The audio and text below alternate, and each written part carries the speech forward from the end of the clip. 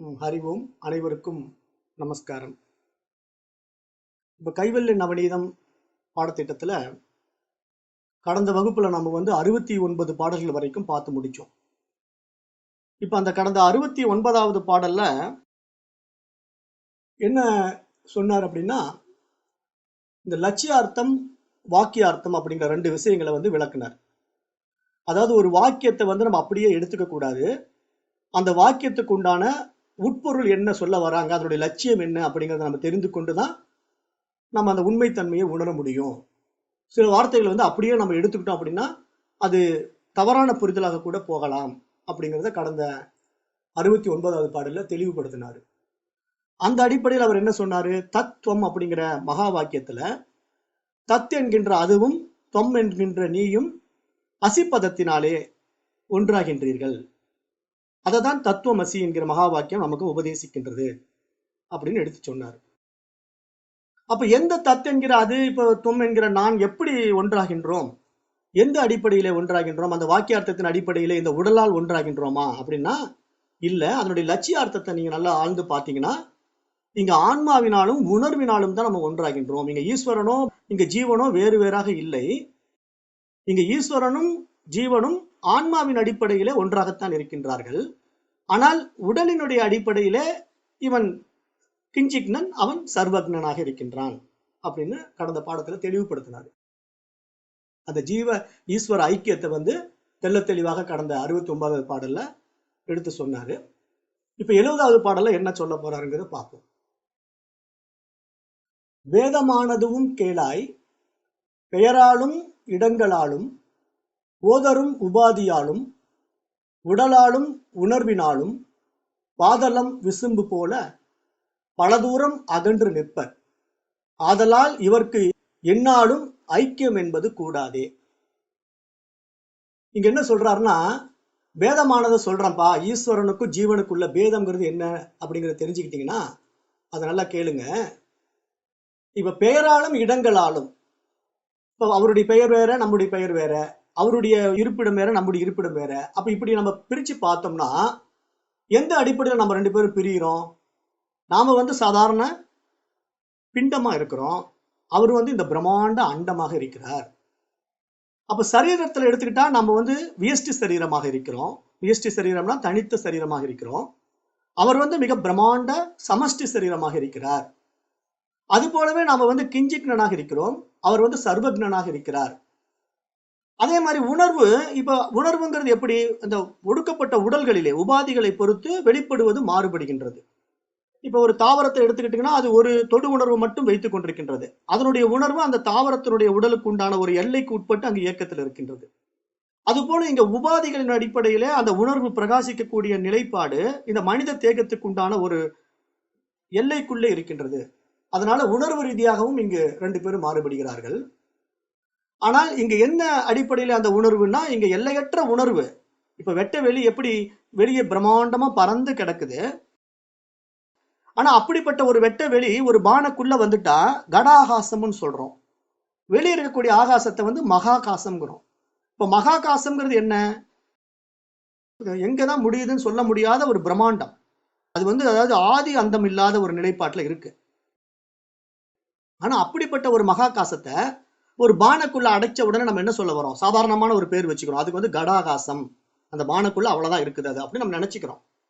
ஆனா அது உண்மையிலேயே அந்த பானைக்குள்ள அவ்வளவுதான் நிறைஞ்சிருக்கா அப்படின்னா இல்ல. அந்த பானைக்குள்ள இருக்கிற தகுதியை வச்சுக்கிட்டு நம்ம அப்படி ஒரு எடை போடுறோம். அது மாதிரி இங்க அந்த எல்லையற்ற பேருணர்வு இந்த சரீரத்துக்குள்ள வர்றதுனால ஒரு சாதாரண உள்ளுணர்வாக இருக்கிறது. அப்ப இந்த உணர்வு என்ன பண்ணுதுன்னா தன்னைத்தானே குறுக்கி கொண்டுகிட்டு இருக்கிறது. அதாவது நான் ஜீவன்கிற ஒரு மனோபாவத்தில் அது சிக்கிக்கிட்டு இருக்கிறதுனால அந்த எல்லையற்ற பேருணர்வின் பெருமிதத்தை அறிமுகமாக முடியாத நிலையிலே அது தன்னை தாழ்த்தி கொண்டிருக்கின்றது. அந்த அடிப்படையில தான் அவர் சொல்றாரு, உடலாலும் உணர்வினாலும் கூட இங்கு ஜீவனும் ஈஸ்வரனும் வேறுபடுகின்றார்கள் அப்படிங்கிறார். அப்ப இந்த இருவருக்கும் எட்ட முடியாத நிலைப்பாடு எப்படி இருக்குன்னா, பாதாள லோகத்துக்கும் விண்ணுக்கும் உண்டான பல மடங்கு தூரம் அப்படிங்கிறாரு. பாதளம் விசும்பு போல பல தூரம் அகன்று நிற்பர் அப்படிங்கிறார். அப்ப பாதாள லோகம் எங்கேயோ இருக்குது, இந்த விண்ணுலகம் எங்கேயோ பறந்து கிடக்குது. அப்ப இது 2யும் ஒப்பிட முடியுமா அப்படின்னா, எத்தனை ஆயிரம் கிலோமீட்டர்கள் பல மைல்கள் தூரம் அது எல்லை இல்லாமல் விரிந்து கொண்டிருக்கின்றது. அப்ப அப்படிப்பட்ட விஷயத்தை அவர் சொல்றாரு. பாதளம் விசும்பு போல பல தூரம் அகன்று நிற்பர். இந்த ரெண்டு பேருமே இவ்வளவு தூரம் வித்தியாசத்துல இருக்காங்கப்பா. அதனால் இவர்களுக்கு என்னாலும் ஐக்கியம் என்பது கூடாதே. அந்த அடிப்படையில பாத்தீங்கன்னா இவங்க ரெண்டு பேருக்கு ஐக்கியம் சாத்தியமே இல்லை அப்படிங்கிறத எடுத்து சொல்றாரு இந்த பாடல்ல. இந்த 70வது பாடல்ல ரெண்டு பேருக்கு உண்டான வித்தியாசத்தை விளக்குறார்.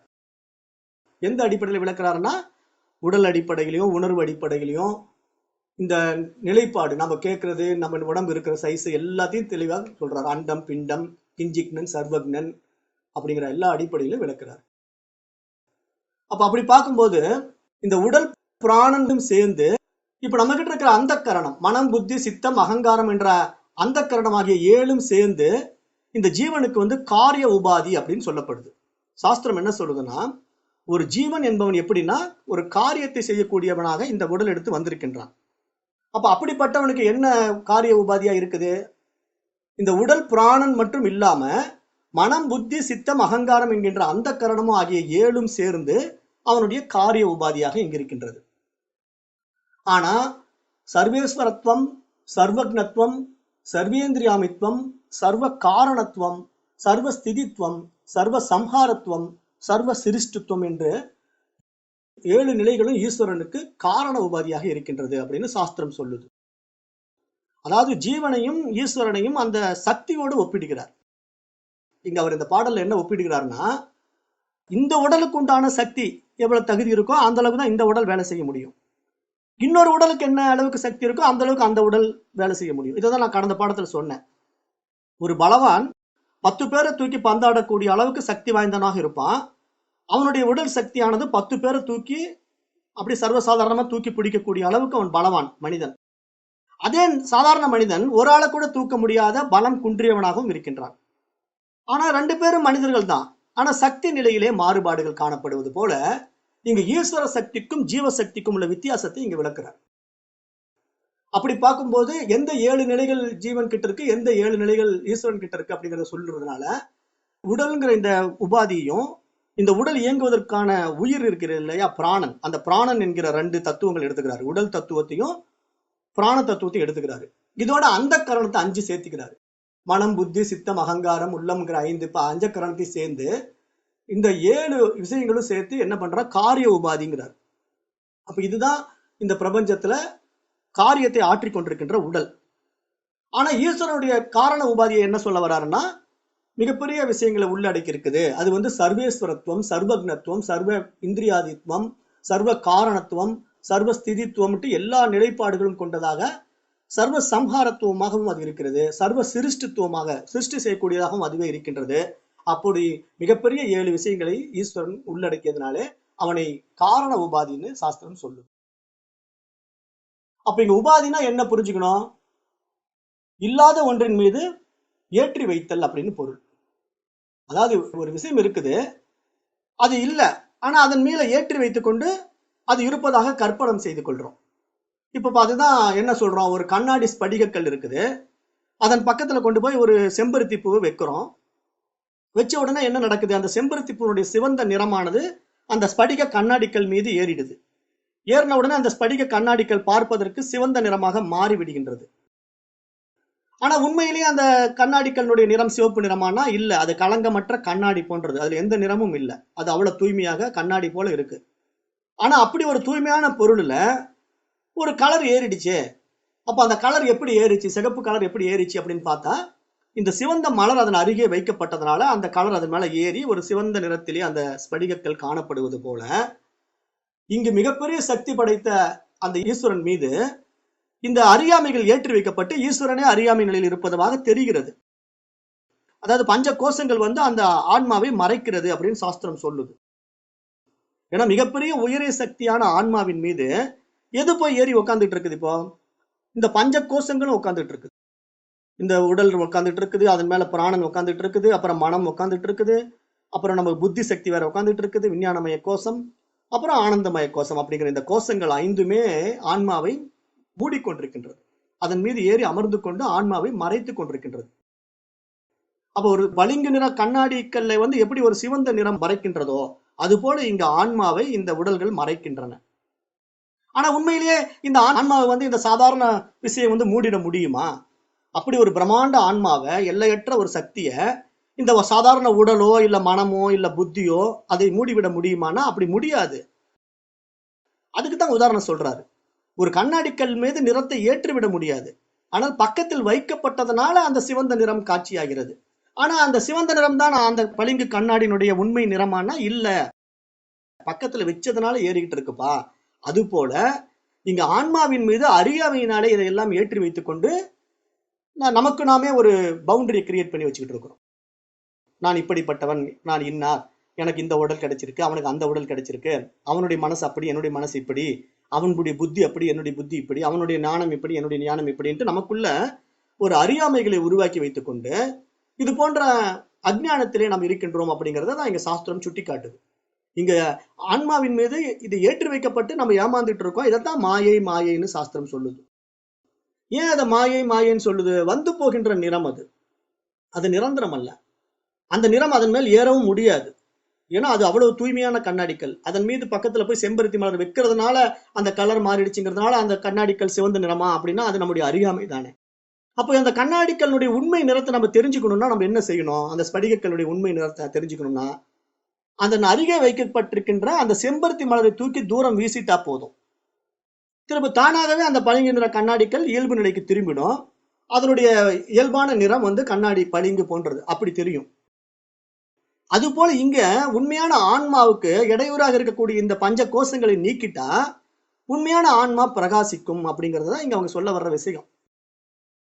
இந்த பாடல்கள் வழியா மகான்கள் ஞானிகள் நமக்கு என்ன போதிக்க வராங்கன்னா, அறியாமையிலால நம்ம இது மாதிரிலாம் விஷயங்களை ஏத்தி வச்சுக்கிட்டு நம்ம பல விஷயங்களை சிக்கிக்கிட்டு இருக்கிறோம். இதுல இருந்து நம்ம விடுபட்டோம்னா நம்முடைய உண்மை ஸ்வரூபம் நமக்கு வெளிப்படும். அதை தெரிஞ்சுக்குங்க, அதுதான் நம்முடைய ரியாலிட்டி. அது தெரியாம நம்ம என்ன பண்ணிட்டு இருக்கிறோம்? சர்வசாதாரணமான விஷயங்கள்ல போய் சிக்கிக்கிட்டு மயங்கிட்டு இருக்கோம் அப்படின்னு புரிந்து கொள்ள வேண்டும். அப்ப அதுதான் இந்த பாடல்ல ஒரு விளக்கம் கொடுக்கிறாரு. அடுத்தது 71வது பாடலை பார்ப்போம். வடநூல் வல்லவர்கள் சொல்லும் வாசக பொருள் சேராமல் இடராகிப் பொருளாம் வண்ணம் இலக்கணை உரையார் கொள்வார், திடமான அதுவும் மூன்றாச் செப்புவார், விட்டதென்றும் விடவிடாதென்றும் விட்டு விடாதென்றும் பேராமே. இப்ப இங்க என்ன சொல்ல வர்றாருன்னா, ஒரு இலக்கண இலக்கியத்தோட இந்த ஜீவ பிரம்ம ஐக்கியத்தை விளக்க போறாரு. இப்ப சாதாரணமா விளக்கிட்டு இருந்தார் இவ்வளவு நேரம். அப்படி சாதாரணமா சொன்னா கூட இவங்களுக்கு எல்லாம் சரியா ஏற மாட்டேங்குது. சரி, கொஞ்சம் இதுல பெரிய பெரிய அறிவாளிகள் எல்லாம் வேற இருக்காங்களே, ஏன்னா அவங்க எல்லாம் வந்து சாதாரணமா சொன்னா ஏத்துக்க மாட்டாங்க. அப்ப அவங்களுக்கு இன்னும் கொஞ்சம் இலக்கண இலக்கிய உரையோட விளக்கம் கொடுத்தாலாவது இந்த ஜீவ பிரம்ம ஐக்கியத்தை புரிஞ்சுக்குவாங்களா அப்படிங்கிறதுக்காக அந்த இலக்கண இலக்கிய முறையில இங்க விளக்க போறாரு. அதுக்கு என்ன சொல்றாருன்னா, இந்த இலக்கண இலக்க விதியை வந்து அவர் எப்படி சொல்றாருன்னா 3 விதமான லட்சணைகளோட விளக்குறாரு. அது என்ன அப்படின்னு பாத்தீங்கன்னா, விட்ட லட்சணை, விடாத லட்சணை, விட்டு விடாத லட்சணை அப்படின்னு 3 விதமான இலக்கண விதிகளோட இப்போ இந்த ஜீவ பிரம்ம ஐக்கியத்தை நமக்கு சுட்டி காட்ட போறாரு. அது எப்படின்னா, இப்ப இங்க நல்லா புரிஞ்சுக்கணும். இலக்கணம் என்றால் லட்சணம்னு பேரு, இலக்கியம் என்றால் லட்சியம் என்று பேரு. அப்ப அதை அவர் பிரிச்சு இங்க சொல்ல வராரு. இலக்கணத்துக்கு லட்சணம்னு சொல்லிட்டு இலக்கியத்துக்கு வந்து லட்சியம்னு சொல்லிட்டு இங்க இந்த பாடல்ல தெளிவுபடுத்துறாரு. அதுதான் இங்க சொல்றாரு.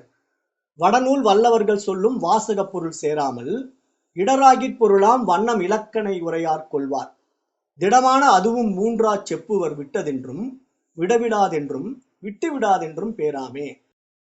அப்போ இந்த விட்ட லட்சணம், விடாத லட்சணம், விட்டு விடாத லட்சணம் என்ற 3 லட்சணங்களை பத்தியும் நம்ம பார்க்கலாம் அப்படின்னு சொல்லி இந்த பாடல்கள் மூலமா விளக்கம் கொடுக்கிறார். அதாவது வடநூல் வல்லுநர்கள் என்ன சொல்றாங்கன்னா, ஜீவன் ஈஸ்வரன் என்ற வாக்கியத்திலே வாக்கிய அர்த்தம் பொருந்தாமல் போகுமானால் அதன் உண்மை பொருள் அறிகின்ற வண்ணம் இலக்கண விதிப்படி எனக்கு லட்சணா வாக்கியத்தில் பொருள் சொல்லுங்கள் அப்படின்னு அவங்க எதிர்பார்க்கிறாங்க. அதாவது இலக்கண விதிப்படி எனக்கு அதனுடைய கரெக்டா விளக்கம் கொடுத்தீங்கன்னா தான் அதை நம்ம ஏத்துக்க முடியும். ஏன்னா நீங்க சொல்ற மாதிரி வாக்கிய அர்த்தத்துல அது பொருந்து வரல. சரி, அது சிங்கம்னு சொல்றீங்க, ஆனா அவன் உண்மையிலே சிங்கம் இல்லை, அவன் மனிதன் தான். ஆனா எந்த அடிப்படையில் அவனை சிங்கம்னு சொல்றீங்க? அவனுடைய தைரியத்தை வச்சு அவனை சிங்கம்னு சொல்றீங்க. அப்போ வாக்கிய அர்த்தம் வந்து சிங்கம்னு உபயோகப்படுத்தும் போது அந்த இடத்துல சிங்கத்தை ஒப்பிட்டு அவனை சொல்லல, சிங்கத்தினுடைய தைரியத்தை ஒப்பிட்டு அங்கு சொல்லப்படுகின்றது. அந்த அடிப்படையில நீங்க சொல்றதெல்லாம் சரிங்க, ஆனா இதை இன்னும் கொஞ்சம் எனக்கு விலக்கண விதிப்படி சொன்னீங்கன்னா இன்னும் நல்லா இருக்குமே அப்படின்னு அவங்க கேட்கறதுனால அடுத்த பாடல சொல்ல போறாரு. அது வந்து 72வது பாடல்ல, கங்கையில் கோஷம் என்று கருப்பு சேப்போடுதென்றும் தங்கிய சோயம் தேவதத்தன் என்றும் சொல்வார்கள். இங்கு உதாரணங்களாக்கி இந்த 3 உரைகளாலே துங்க நூல் விரோதமான சொல்லெல்லாம் பொருளாந்தானே. இப்ப அவர் என்ன சொல்ல வர்றாருன்னா, ஒரு உதாரணம் காட்டுறாரு இந்த பாடல்ல. இப்ப கங்கையில் கிராமம் உள்ளது அப்படின்னு ஒருத்தர் சொல்றாரு. ஒரு வாக்கியார்த்தம் என்னன்னா, கங்கையில் கிராமம் உள்ளது, கங்கையில் கோசம் என்றும் அப்படின்னா கங்கையில ஒரு கிராமம் இருக்கின்றதுன்னு ஒருத்தர் வார்த்தையில சொல்றாரு. அந்த வார்த்தையை கேட்ட உடனே நம்ம என்ன நினைச்சுக்குவோம்? கங்கை நதியிலேயே கிராமம் இருக்குன்னு நினைச்சுக்குவோமா? ஏன்னா கங்கைங்கிறது ஒரு நதி. அப்ப அந்த கங்கை நதியிலேயே கிராமம் இருக்குன்னு யாரும் நினைக்க மாட்டோம். அப்ப நம்முடைய நினைப்பு எப்படி இருக்கும்னா, ஓ கங்கை கரையில அந்த கிராமம் இருக்கும், அப்ப கங்கைங்கிற பக்கத்துல கிராமம் இருக்குது அப்படிதான் நம்ம நினைச்சுக்குவோம். கங்கையில் கிராமம் இருக்குன்னு சொன்ன உடனே ஓ கங்கை நதி மேலேயே அந்த கிராமம் இருக்குன்னு ஒருத்தர் நினைக்கவே மாட்டாங்க. அப்போ அங்க வாக்கியார்த்தம் என்ன? கங்கையில் கிராமம் இருக்கின்றதுன்னு சொன்னாலும் கங்கை கரையிலே தான் அந்த கிராமம் இருக்கின்றதுங்கிறது நமக்கு புரிய வரணும். அப்போ அந்த வாக்கியார்த்தத்துடைய லட்சியார்த்தம் என்ன என்பதை நாம் எப்பொழுது தெல்ல தெளிவாக புரிந்து கொள்கின்றோமோ அப்பொழுதுதான் நாம் இந்த ஜீவ பிரம்ம ஐக்கியத்தினுடைய தத்துவ பதத்துக்கு, தத்துவம் என்கிற பதத்துக்கு உண்டான விளக்கத்தை புரிந்து கொள்ள முடியுங்கிறதுக்கு இவ்வளவு தூரம் சொல்லிட்டு வராரு. அதே மாதிரி சொல்றாரு, கங்கையில் கோசம் என்றும் கருப்பு சேப்போடுது என்றும். கருப்பு சேப்போடுன்னா என்ன சொல்றாருன்னா, அந்த காலத்துல கிராமத்துல மாடுகள் எல்லாம் மேய்ப்பாங்க. ஒரு கிராமத்துல ஒரு வயல்வெளியில அப்ப கருப்பு மாடு மேய்ஞ்சிட்டு இருக்கும், சிகப்பு கலர் மாடு மேய்ஞ்சிக்கிட்டு இருக்கும். அப்ப அவங்க சொல்லுவாங்க, அங்க பாருங்க கருப்பு நின்றுட்டு இருக்கான், சிகப்பு ஓடுறான் அப்படின்னு அவங்களுக்குள்ள கிராமத்து பாஷையில பேசிக்குவாங்க. அப்ப கருப்பு ஓடுறான் அல்லது கருப்பு நிக்கிறான் சிவப்பு ஓடுறான்னா என்ன அர்த்தம்? கருப்பு கலரும் சிகப்பு கலருமா அங்க அர்த்தமாகுது? அப்படி அவர் சொல்ல வரல. அது எப்படி இங்க கருப்பு கலர் நின்றுட்டு இருக்கும் சிகப்பு கலர் ஓடுமா அப்படின்னு ஒரு கேள்வி நம்ம கேட்கக்கூடாது. அந்த இடத்துல நம்ம அந்த வாக்கிய அர்த்தத்தினுடைய உண்மை பொருள் என்ன புரிஞ்சுக்கணும்? ஓ கருப்பு மாடு வந்து நின்றுகிட்டு இருக்குது, சிகப்பு மாடு வந்து ஓடுது, அப்போ இதைத்தான் அவர் சொல்ல வராரு அப்படிங்கறத நம்ம எப்படி புரிஞ்சுக்கணுமோ அதை தான் இந்த பாடல் சொல்றாரு. கருப்பு சேப்பு ஓடுது என்றும் தங்கிய சோயம் தேவதத்தன் என்றும் சொல்வார்கள். அப்போ இன்னொன்னு உதாரணம் கொடுக்குறாரு. இப்ப கருப்பு ஓடுது சிவப்பு ஓடுதுன்னு சொல்ற மாதிரி தேவதத்தன் ஒருத்தர் இருக்கிறான். அந்த தேவதத்தன்கிறவன் எப்படி எல்லாம் இருக்கிறான், எந்த வயசுல இருந்தா இப்ப எந்த வயசுல இருக்கிறான் அப்படிங்கறத அவனை வச்சு சில விளக்கங்கள் நம்ம சொல்ல போறோம். இப்ப இந்த 3ஐயும் உதாரணமாக்கி, இந்த 3 இங்கு உதாரணங்களாக்கி இந்த 3 உரைகளாலே துங்க நூல் விரோதமான சொல்லெல்லாம் பொருளாதானே. அப்ப இந்த 3 வாக்கியங்களை உதாரணமாக கொண்டு பெருமை மிக்க சாஸ்திரத்திற்கு, துங்க நூல் அப்படின்னா பெருமை மிக்க சாஸ்திரம், அதாவது இந்த நூல் அப்படின்றது சாதாரண நூல் அல்ல, துங்க நூல், ஒரு மிகப்பெரிய பெருமை வாய்ந்த சாஸ்திரத்துக்கு விரோதமான வாக்கியங்கள் எல்லாம் இந்த 3 லட்சணைகளை கொண்டு ஆராய்ந்தால் அதற்கு பொருள் விளங்கும் அப்படின்னு சொல்ல வர்றார். அப்போ மேற்கூறப்பட்ட இலக்கண விதியின் வாயிலாக நம்ம சாதாரணமாக ஒரு வார்த்தையை பேசும் பொழுது அந்த வார்த்தையின் பொருளை கேட்ட உடனே அதன் நேரடியான பொருளை முதலில் எடுத்துக்கொள்ள நம்ம முயற்சிப்போம். ஆனா அந்த வார்த்தையினுடைய முழு அர்த்தத்தை விட்டுவிட்டு புதியதாக வேறு ஒரு பொருளை எடுத்துக்கொண்டால் அதற்கு பெயர் வந்து விட்ட லட்சணை அப்படிங்கிறது சொல்ல வர்றாரு. அது வந்து இப்ப அடுத்த விளக்கத்துல கொடுக்க போறாரு. இப்ப அது மாதிரிதான் இப்ப விட்ட லட்சணை, விடாத லட்சணை, விட்டு விடாத லட்சணைங்கிறத இங்க எப்படி விளக்க போறாரு 3 விஷயங்கள் அப்படின்னு நல்லா தெளிவா எடுத்துக்கிட்டீங்கன்னா, இப்ப ஒரு வார்த்தையினுடைய முழு அர்த்தத்தை விட்டுடணும், அதுக்கு பதிலாக வேறு ஒரு அர்த்தத்தை நம்ம சேர்த்திக்கணும். அப்படி சேர்த்துக்கிட்டா அதுக்கு பேர் வந்து விட்ட லட்சணை. அந்த வார்த்தையை நம்ம விட்டு விட்டோம், முழுவதுமாக அந்த வார்த்தையை விட்டு விட்டோம், அதுக்கு பேர் வந்து விட்ட லட்சணை. அப்ப அந்த வார்த்தைக்கு நம்ம உதாரணம் என்ன சொன்னோம்? இப்ப கங்கையில் ஒரு கிராமம் உள்ளது அப்படின்னு ஒருத்தர் சொன்ன உடனே அந்த கங்கை நதியில் அந்த கிராமம் நிச்சயமாக இருக்காது. அப்ப அந்த அர்த்தத்துல அவர் சொல்லல. அப்ப அதனுடைய நேரடி பொருள், அதனுடைய வாக்கிய அர்த்தம் என்ன? கங்கையிலே அந்த கிராமம் இருக்க முடியாதுங்கிறதுனால அந்த கங்கையை அப்படியே ஒதுக்கிட்டு கரையில் தான் கிராமம் உள்ளது அப்படிங்கிற அந்த இன்னொரு வார்த்தையை நம்ம சேர்த்துக்கிறோம் பாருங்க. அப்ப கரைங்கிற ஒரு புரிதல் நம்ம கிட்ட வருது பாருங்க. கங்கையில கண்டிப்பா அந்த கிராமம் இருக்க முடியாது, கங்கை கரையில தான் அந்த கிராமம் இருக்க முடியுங்கிற போது நம்ம என்ன பண்றோம், அந்த கங்கைங்கிற டோட்டல் வார்த்தையை வந்து ஒமிட் பண்ணிடுறோம், ஒதுக்கிடுறோம். அப்ப அதுதான் இங்க விட்ட லட்சணைன்னு சொல்றாரு. கங்கையை விட்டு விடணும் இந்த இடத்துல. கங்கையில் கிராமம் உள்ளதுன்னு சொன்ன உடனே அது எப்படி இங்க கங்கை நதியிலேயே கிராமம் இருக்கான்னு கேள்வி கேட்காம, ஓ கங்கை கரையிலே கிராமம் இருக்கின்றது அப்படின்ட்டு அந்த கங்கையை டோட்டலாக விட்டு விட்டு கரையிலே கிராமம் இருக்கின்றதுங்கிற புரிதல் நமக்கு வர்றதுதான் இங்க விட்ட லட்சணை அப்படின்னு இங்க சொல்ல வர்றாரு. 3 லட்சணைகளை விளக்கம் கொடுக்குறாரு. எதுக்கு இந்த விளக்கம் எல்லாம் கொடுக்குறாருன்னா, இந்த தத்துவம் பதத்தை நிறைய பேரால ஏத்துக்க முடியல. அது எப்படிங்க அதுவும் தொம் நீயும் ஒன்னாயிட முடியும், ஈஸ்வரன் ஜீவனும் எப்படி ஒன்னாயிட முடியும், அது எந்த அடிப்படையில் நீங்க சொல்றீங்க அப்படின்னு பலவார கேள்விகள் கேட்கிறாங்க. அப்ப பலவாறான கேள்விகள் வந்து கேட்கும் பொழுது அவங்களுக்கு தெளிவான ஒரு விளக்கத்தை கொடுக்கணுமா இல்லையா? அதுக்காக இந்த மாதிரி இலக்கண அடிப்படையில் எல்லாம் விளக்கம் கொடுக்குறாரு. அதனாலதான் இங்க சொல்றாரு, இது விட்ட லட்சணைன்னு சொல்லிட்டு அதை விட்டுடுங்கப்பா. அந்த கங்கையில் கிராமம் உள்ளதுங்கிறது தெளிவா புரிஞ்சுக்குங்க. அது கங்கை கரையில் கிராமம் உள்ளது. ஆகவே கங்கைங்கிற வார்த்தையை தூக்கிட்டு கரையில் கிராமம் உள்ளதுங்கிற வார்த்தையை சேர்த்துக்கிட்டீங்கன்னா அவர் சொல்ல வந்த அர்த்தம் புரிஞ்சு போயிடும். ஆகவே அந்த கங்கைங்கிற பெயரை முழுவதுமாக இங்க விட்டு விட வேண்டும். அந்த அடிப்படையிலே இது விட்ட லட்சணை அப்படின்னு சொல்ல வர்றாரு. அப்புறம் இன்னொரு விடாத லட்சணைக்கு ஒரு விளக்கம் கொடுக்கிறாரு. ஒரு வார்த்தையின் வாக்கிய அர்த்தத்தை விடாமல் அந்த வாக்கிய அர்த்தத்தை அவ்விதமே வைத்துக்கொண்டு அந்த வாக்கியத்துடன் வேறு சில வாக்கியங்களை சேர்த்துக் கொள்கிறோம். அதுக்கு பேர் என்ன? விடாத லட்சணை. அதாவது அந்த வார்த்தையை விடக்கூடாது, ஆனா அந்த வார்த்தையோட இன்னும் சில வார்த்தைகளை சேர்த்தி கொள்ளணும். அப்படி சேர்த்துக்கிட்டா இப்ப என்ன நடக்கும்? அந்த வார்த்தையினுடைய முழு பொருள் நமக்கு புரிய வந்துடும். அப்ப அதுக்கு இங்க சொல்றாரு, கருப்பு தங்கிய சேப்பு ஓடுது அப்படின்னு கிராமத்துல சொல்லும் போது, கருப்பு தங்கிட்டு இருக்குப்பா சேப்பு ஓடுதுப்பா அப்படின்னு சொன்னா, அப்ப அங்க அந்த வாக்கியத்துடைய அர்த்தம் என்ன? கருப்பு நிறம் தங்கிக்கிட்டு இருக்கு, சிகப்பு நிறம் ஓடுதுன்னா சொல்றது இல்லையாப்பா. அதனுடைய முழுமையான பொருள் அப்படி வராது. அப்ப அந்த இடத்துல நம்ம என்ன சேர்த்திக்கலாம்? கருப்பு நிற பசு, சிகப்பு நிற பசு. அப்ப 2 பசுங்கிற வார்த்தையை அங்க சேர்த்திக்கிங்களேன். ஏன்னா கருப்பு ஓடுது சிகப்பு நிக்குதுன்னா, அல்லது சிகப்பு ஓடுது கருப்பு நிக்குதுன்னா, அது எப்படிங்க கருப்பு கலர் ஓடும் சிகப்பு கலர் நிற்கும், அல்லது சிகப்பு கலர் ஓடும் கருப்பு கலர் நிற்கும் அப்படிங்கிற குழப்பம் எல்லாம் நமக்குள்ள வரக்கூடாதுங்கிறதுக்காக அவர் என்ன சொல்ல வர்றாருன்னா, நீங்க கருப்பு ஓடுது சிவப்பு ஓடுது அல்லது கருப்பு நிக்குதுன்னு சொன்னாலும் நீங்க என்ன புரிஞ்சுக்கணும்? அங்க பசு மாடு நிக்குது 2 கலர்ல. அப்ப நீங்க கூட இன்னொரு வார்த்தையை சேர்த்திக்கிங்க. கருப்பு சிகப்பு கூட பசுவை சேர்த்துக்கிட்டீங்கன்னா இதுக்கு பேர் என்ன? விடாத லட்சணை அப்படிங்கிறாரு. அப்போ கருப்பு நிக்குது சிகப்பு ஓடுது அப்படின்னா கருப்பு பசுமாடு அங்க நின்று கொண்டிருக்கின்றது, சிகப்பு பசுமாடு ஓடுகின்றது அப்படிங்கிற பொருள் உங்களுக்கு புரிஞ்சிடுச்சுன்னா இது விடாத லட்சணை. அந்த அடிப்படையில புரிஞ்சுக்கணும் அப்படின்னு இந்த விடாத லட்சணைக்கு ஒரு விளக்கம் கொடுக்கிறாரு. அடுத்தது சொல்றாரு, இப்ப அந்த வாக்கியார்த்தத்தையும் விட்டுடக்கூடாது, வேறு ஒரு வாக்கிய அர்த்தத்தினோடையும் சேர்த்து கொள்ளணும். அப்படி சேர்த்துக்கொண்டா அதுக்கு விட்டு விடாத லட்சணைன்னு பேரு. அது எப்படின்னு சொல்ல வர்றாரு பாருங்க. இப்ப 20 வருஷத்துக்கு முன்னாடி ஒருத்தரை நீங்க பாக்குறீங்க, அவன் பேர் வந்து தேவதத்தன்.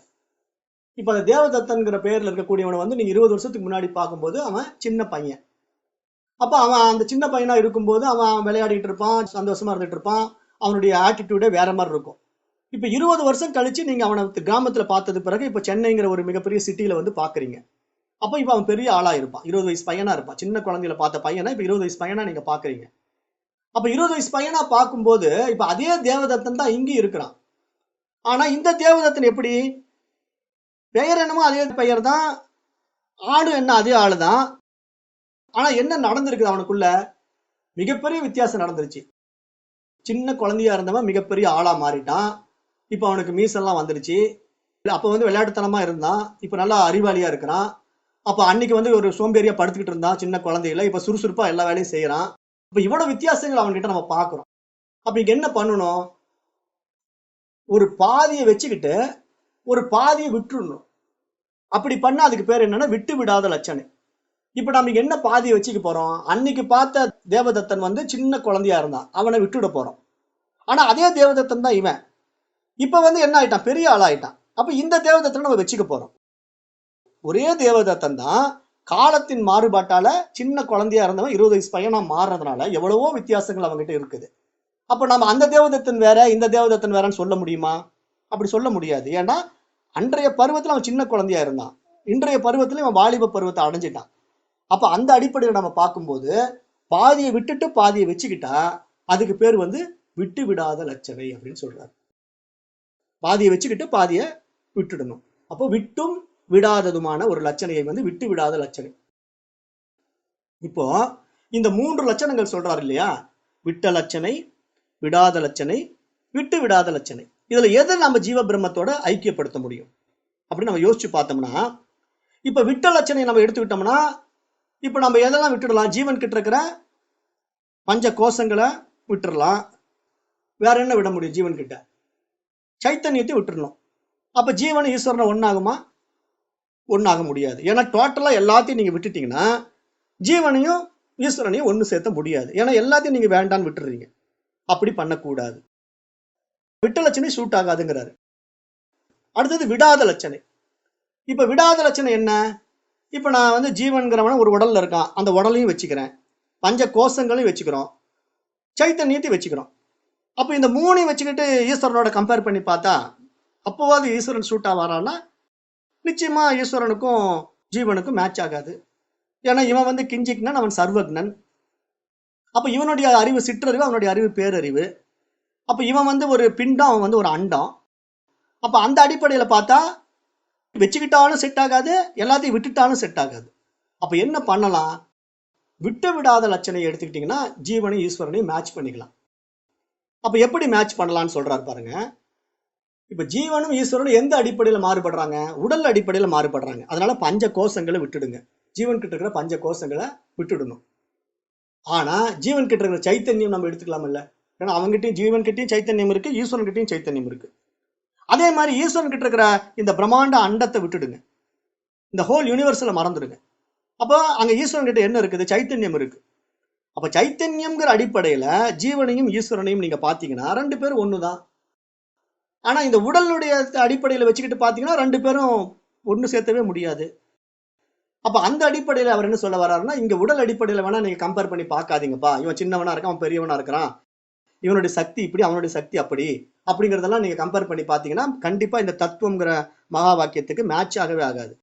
எனக்கு ரெண்டையும் அசிப்பதத்துல இணைக்க முடியாது. அப்ப தத்துங்கிற அந்த மிகப்பெரிய பிரம்மமும் தொம்முங்கிற இந்த நீயும் ஜீவனும் எப்படி ரெண்டு பேரும் ஒன்றாக இணைகிறீர்கள் அப்படின்னு பார்த்தா ஆன்மாவினுடைய அடிப்படையிலே, உணர்வினுடைய அடிப்படையிலே, அறிவினுடைய அடிப்படையிலே நீங்க ரெண்டு பேரும் ஒண்ணுதான். உடல்னாலையும் இந்த பஞ்ச கோஷங்கனாலையும் நீ இந்த ஜீவன் வந்து காரிய உபாதியாகவும் ஈஸ்வரன் வந்து காரண உபாதியாகவும் ரெண்டு பேரும் பிரிஞ்சிருக்கிறீங்க. மற்றபடி ஆன்மாவின் அடிப்படையில் நீங்க ரெண்டு பேரும் ஒன்றுதான் அப்படின்ட்டு இந்த மூன்று விதமான லட்சணைகள் மூலமாக இதை தெளிவுபடுத்துறாரு. ஏன்னா ஒவ்வொரு ஜீவனையும் நாம என்ன பண்றோம்? ஆத்மா அனாத்மான்ற ரெண்டா பிரிச்சு வச்சுட்டு இருக்கோம். இப்ப ஆத்மானா அது அறிகின்ற அறிவு ஸ்வரூபம். அனாத்மானா என்ன? பஞ்ச கோஷங்களும் ஆத்மாவுக்கு எதிரான சமாச்சாரம். அப்ப இங்க ஆத்மா அனாத்மா இந்த ரெண்டு சேர்ந்த ஜீவன் கிட்ட அனாத்மாவாக இருக்கிற பஞ்ச கோஷங்களை நம்ம பிரிச்சுட்டோம் அப்படின்னா ஆத்மா மட்டும் அங்க இருக்கும். அது போல ஈஸ்வரனை எப்படி நம்ம பிரிச்சு வச்சிருக்கோம் அப்படின்னா சத்தியம் ஞானம் அனந்தம்ங்கிற மிகப்பெரிய பிரம்மமாக நம்ம ஈஸ்வரனை பார்க்கிறோம். ஏன்னா ஈஸ்வரனுடைய சக்தி எப்படின்னா சத்திய ஞானம் அனந்தம், சச்சிதானந்த சுரூபமாக இருக்கிறான் ஈஸ்வரன். அவன் யாரு? இந்த ஜகத்துக்கே காரணமாக இருக்கிறான். ஆனா அப்படிப்பட்டவனுக்கு வந்து மாயை இருக்குது. ஏன்னா வந்து போற விஷயங்கள் இருக்குது. அப்ப அப்படிப்பட்ட ஈஸ்வரன் கிட்ட வந்து போற விஷயம் வந்து உண்மையாக இருக்க முடியாது. அது வந்து மாயைங்கிறதுனால இப்ப ஈஸ்வரன் கிட்ட நம்ம எதை நீக்கணும்? மாயையை நீக்கிட்டீங்கன்னா சத்தியஞான அனந்தமாக இருக்கக்கூடிய அந்த சக்தி அவனுக்கு எப்பயுமே நிலையானது. அதை எடுத்துக்கணும். அது மாதிரி ஜீவன் இடத்துல ஆத்மா எடுத்துக்கணும். இப்ப இந்த ரெண்டும் இணைஞ்சதுன்னா அங்க ஜீவ பிரம்ம ஐக்கியம் உண்டாயிடும். அப்ப இந்த ரெண்டாக நம்ம பிரிச்சு வச்சிருக்கிற விஷயம் என்னன்னா ஜீவனை வந்து ஆத்மா அனாத்மா என்றும் ஈஸ்வரனை வந்து சச்சிதானந்தம் என்றும் மாயை என்றும் ரெண்டாக பிரித்து வைத்துக் கொண்டிருக்கிறோம். அப்போ இப்படி பார்த்தா ஜீவனை ஈஸ்வரனையும் அந்த பிரம்மாண்ட நிலையில பார்க்கும்போது இணைக்க முடியாது. ஆனா இந்த அடிப்படையில பார்த்தா இங்க விட்டு லட்சணை சரி வராது, விடாத லட்சணை சரி வராது. ஆனா விட்டு விடாத லட்சணையின் அடிப்படையில இப்ப ஈஸ்வரனும் ஜீவனும் இணைய முடியும் அப்படிங்கறது இங்க ப்ரூவ் பண்றாரு. இந்த பாடல் வழியா ப்ரூவ் பண்றாரு. அது எப்படி ப்ரூவ் பண்றாருன்னா ரெண்டு பேருடைய சைத்தன்ய அம்சத்தை எடுத்துக்கொண்டு அந்த ஜீவனுக்கு பஞ்ச கோஷங்களை தியாகம் பண்ணிடுங்க, ஈஸ்வரனுக்கு மாயையை தியாகம் பண்ணிடுங்க. இந்த ரெண்டையும் தியாகம் பண்ணிட்டீங்கன்னா ரெண்டு பேரும் ஒண்ணுதான் அப்படிங்கறது இங்க சுட்டி காட்டுறாரு. அப்போ ஈஸ்வரன் கிட்ட இருக்கிற மாயையை நம்ம விட்டு விடணும், ஜீவன் கிட்ட இருக்கிற பஞ்ச கோஷங்களை விட்டு விடணும். இது ரெண்டையும் விட்டுட்டீங்கன்னா ஜீவனும் ஈஸ்வரனும் ஒன்றே அப்படிங்கிற இந்த விட்டு விடாத லட்சணையின் மூலமாக இங்க நிரூபிக்கிறாரு. அப்போ இந்த இருவருக்கும் இடையில் ஒரு அத்வைதத்தை நிலைநாட்டணும்னா பிளவுபடாத ஒன்றாக இருக்க வேண்டும்னா இங்க நம்ம விட்டு விடாத லட்சணையில தான் அவங்கள அணுகணும் அப்படிங்கறத இந்த பாடல் மூலமாக நிரூபிக்கிறாரு. இதுதான் ஜீவன் ஈஸ்வரன் என்ற இரண்டு பேருக்கும் உண்டான ஐக்கிய நிலை அப்படின்னு அந்த பாடல் 72வது பாடல்ல தெளிவுபடுத்துறாரு. அடுத்தது 73வது பாடல்ல பன்னிய சோயம் என்னும் பதங்களின் வாட்சியார்த்தம் அந்நிய தேசங்கால அவனிவன் என்பவெல்லாம் சொன்ன இவ்விரோதம் விட்டு தொடர் இலக்கியம் விடாமல் உன்னிடில் தேவதத்தன் ஒருவனை வெளியாக காட்டும். அப்ப என்ன சொல்றாருன்னா இப்ப சோயம் அப்படிங்கிற ஒரு வார்த்தை எடுத்துக்கிறாரு. சோயம்ங்கிறத சமஸ்கிருத வார்த்தையை பிரிச்சோம்னா சக அயம் அப்படின்னு புரிஞ்சுக்கும். சோயம் அப்படிங்கிறது ரெண்டா பிரிச்சோம்னா சஹா அயம். சஹான்னா சமஸ்கிருதத்துல அவன் அர்த்தம், அயம்னா நான் அர்த்தம். அப்ப அவனும் நானும், அதாவது சோயம் என்னும் பதங்களின் வாச்சியார்த்தம். அப்ப அவனும் நானும் ஒன்றே, தத்துவம் அசி அப்படிங்கிற அந்த வார்த்தையினுடைய அர்த்தத்தை இங்க சொல்ல வராரு. சோயம் என்னும் பதங்களின் வாச்சியார்த்தம். அப்ப தத்துவம் என்கின்ற வார்த்தையினுடைய வாச்சியார்த்தம் என்னன்னா, அந்நிய தேசங்கால அவனிவன் என்பவெல்லாம். அப்படி எப்படி பார்க்கணும்? தூர தேசம், சமீப தேசம், கடந்த காலம், நிகழ்காலம் அப்படின்ற பலவிதமான இந்த கால தேசங்களுக்கு உட்பட்ட விஷயங்களும் சரி, இந்த உடல் அடிப்படையில் எடுத்துக்கிட்டாலும் சரி, இப்ப அவனும் இவனும் பார்க்கும்போது ரெண்டு பேருக்கு உண்டான வித்தியாசம் கண்டிப்பா இருக்குது. அதை தான் இங்க விளக்கம் கொடுத்து என்ன சொல்றாருன்னா, அதாவது அன்று பார்த்த தேவதத்தனான அவனும் இன்று பார்க்கின்ற தேவதத்தனான இவனும் எதிரடிப்படையில் வாக்கியார்த்தத்தை விட்டு அவற்றை அனுசரித்த லட்சியார்த்தமான தேகம் என்பதை விடாமல் விசாரிக்கையில் தேவதத்தன் என்பவனை ஒன்றை தெளிவாக காட்டுகின்றது. அப்ப தேவதத்தன்கிறவனை ஒருத்தகிட்ட வந்து நம்ம என்ன பண்ணணும்? விடாத லட்சணின் அடிப்படையில் அவனோட உடம்பை விட்டுடக்கூடாது. ஏன்னா அவன் அன்னைக்கு பார்த்த சின்ன குழந்தையா இருக்கும் போதும் அதே தேவதத்தன் தான், 20 வயசு பையனா பார்க்கும் போதும் அதே தேவதத்தன் தான். ஆனா சின்ன குழந்தையில இருந்த கேரக்டர் இப்ப 20 வயசுல இல்ல, சின்ன குழந்தையில இருந்த உடல் இப்ப 20 வயசுல இல்ல, எல்லாமே மாறி இருக்குது. ஆனா இது மாறி இருக்கிறதுனால இவன் வேற அவன் வேறன்னு சொல்ல முடியுமானா முடியாது. அப்ப இது விடாத லட்சணுடைய அடிப்படையில அவங்க ரெண்டு பேரும் ஒண்ணுதான். அப்ப அவன் இவன் என்பவன் எல்லாம் சொன்ன இவ்விரோதம் விட்டு தொடர் இலக்கியம் விடாமல் உன்னிடில் தேவதத்துன் ஒருவன் வெளியா காட்டும் அப்படிங்கிறாரு. அப்ப அது போல ஜீவ ஈஸ்வர விஷயத்திலும் இருவருக்கும் உள்ள காரிய காரணங்களை பேதங்களை கொண்ட வாக்கிய அர்த்தங்களை விட்டுவிட்டு இருவருக்கும் பொதுவாக உள்ள சேதன அம்சத்தை லட்சிய அர்த்தமாக வைத்துக் கொண்டு விசாரித்து பார்த்தோம்னா ஒன்றேயான அந்த பரபிரம்மத்தை அது தெளிவாக காட்டும் அப்படின்ட்டு இந்த பாடல சொல்ல வர்றாரு. இந்த பாடல அதுதான் சொல்ல வர்றாரு. சொன்ன இவ்விரோதம் விட்டு தொடர் இலக்கியம் விடாமல் உன்னிடில் தேவதத்தன் ஒருவனை வெளியா காட்டும். அப்போ அந்த வித்தியாசம் வந்து உடல் அடிப்படையில நம்ம எந்த இடத்துல விடணும், எந்த இடத்துல விடக்கூடாதுங்கிறத புரிஞ்சுக்கிட்டது போல இங்க ஜீவன் ஈஸ்வரங்கிற விஷயத்துல கூட நம்ம எப்படி எடுத்துக்கணும் அப்படின்னா, இவங்களுடைய உடலை அவங்களுடைய உடலையும் கம்பேர் பண்ணி எடுத்துக்க கூடாது. இந்த ரெண்டு பேருடைய சேதன அம்சத்தை மட்டும் நம்ம கம்பேர் பண்ணி எடுத்துட்டோம்னா ரெண்டு பேரும் வேற வேற ஆளுங்க கிடையாது, ரெண்டு பேரும் ஒருத்தரே தான் அப்படிங்கிறத இந்த பாடல்ல இன்னும் கொஞ்சம் ஸ்ட்ராங்கா தெளிவுபடுத்துறாரு. அடுத்து 74வது பாடல். தத்துவம் எனும் பதங்கள் பிரம்மமாய் சாட்சியான வத்துவை விடாமற் பேத வாச்சியார்த்தத்தை விட்டு நித்தமும் அது நீயாகும் நீ அதுவாகும் என்னும் அர்த்தமும் அகண்டமென்றே அசிபத ஐக்கியம் காட்டும் அப்படிங்கிறார். இங்க என்ன சொல்ல வர்றாருன்னா, தத்துவம் எனும் பதங்கள் பிரம்மமாய் சாட்சியான. இப்ப தத்துவம் அப்படிங்கிற மகா வாக்கியம் இருக்கு. இப்ப இந்த மகா வாக்கியம் வந்து எங்கிருந்து வருதுன்னா சாம வேதத்தினுடைய மகா வாக்கியம். அப்போ நீ அதுவாகவே இருக்கிறாய் அப்படின்னு அந்த வார்த்தை சொல்லுது. தத்துவம் அசி, நீ அதுவாகவே இருக்கிறாய் அப்படின்னு ஒரு வார்த்தை சொல்லுது. அப்ப இந்த வார்த்தையில பேதத்தை உண்டாக்குகின்ற வாக்கிய அர்த்தம் என்ன? இப்ப தத்துவம் அப்படிங்கிறது ரெண்டுமே அவங்க இருவருக்கு உண்டான பேதத்தை உண்டாக்குது. எந்த வகையில பேதத்தை உண்டாக்குது? இப்போ துவம் அப்படிங்கிற பதம் வந்து ஒரு சாதாரண ஜீவனை குறிக்குது, தத்துங்கிற பதம் வந்து அந்த ஈஸ்வரனை குறிக்குது. அதாவது இப்ப இங்க என்ன புரிய வைக்கிறாருன்னா, இப்ப கூடஸ்தன் அப்படிங்கிறவன் யாரு? ஜீவர்களுக்குள்ளே இருக்கக்கூடியவன். அப்ப இந்த கூடஸ்தனும் எல்லாவற்றுக்கும் சாட்சியாக வெளியே இருக்கக்கூடிய பரமாத்மாவும் ஒன்றுதான். எந்த அடிப்படையில நாம் இங்க ஒன்றுன்னு சொல்லணும்? திருப்பி அதே விஷயம் தான் சொல்ல வர. இங்க எந்த இடத்துல விடணும், எந்த இடத்துல விடக்கூடாது அப்படிங்கிறத புரிஞ்சுக்கிட்டு அந்த வாக்கிய அர்த்தத்தினுடைய லட்சிய அர்த்தத்தை விடாமலும், விட்டு விடாத லட்சியத்தினால் பிரம்மமே நீ, நீயே பிரம்மம் என்ற அகண்டமான சேதன தர்மத்தின்படி இங்க அசிப்பதம் வாயிலாக ஐக்கியத்தை உண்டாக்கணும்னா அது சரியாக வந்துடும் அப்படிங்கிறது சொல்றாரு. நித்தமும் அது நீயாகும் நீ அதுவாகும் என்னும் அர்த்தமும் அகண்டமென்றே அசிப்பத ஐக்கியம் காட்டும் அப்படிங்கிறாரு. அப்ப இந்த அடிப்படையில இந்த பாடல் அவர் என்ன சொல்ல வர்றாருன்னா, தத்துவம் அசினா அதுவாகவே நீ இருக்கிறாய். ஆனா இங்க என்ன வித்தியாசம் வருது? இந்த அகண்டம்னா கொஞ்சம் கூட துண்டிக்கப்படாதது, ஏன்னா அது அகண்டமாக இருக்கிறது, அதுல எந்த ஒரு சின்ன துண்டு கூட இல்லை. ஆனா அங்க கண்டம்னா என்ன சொல்றோம்? அந்த அகண்டத்துல இருந்து ஆங்கிற வார்த்தையை முன்னாடி எடுத்துட்டோம்னா அது கண்டம். கண்டம்னா துண்டு துண்டா இருக்குன்னு அர்த்தம். அவ்வளவு பெரிய அகண்டத்துல எது துண்டாச்சு? எந்த அடிப்படையில இங்க ஜீவாத்மா பரமாத்மா பிரிஞ்சுது? இந்த உடலுடைய அடிப்படையில தானே ரெண்டு பிரிஞ்சுது. இப்ப நான் ஏற்கனவே சொன்ன மாதிரிதான், மிகப்பெரிய மகாகாசம் வந்து அகண்டமாக இருக்குது, அது துண்டாகவே இல்லை. ஆனா ஒரு பானையை அந்த இடத்துல வச்ச உடனே அந்த பானைக்குள்ள அந்த ஆகாசம் நுழைஞ்சுக்கிட்டு இருக்க உடனே நம்ம என்ன நினைச்சுக்கிறோம்?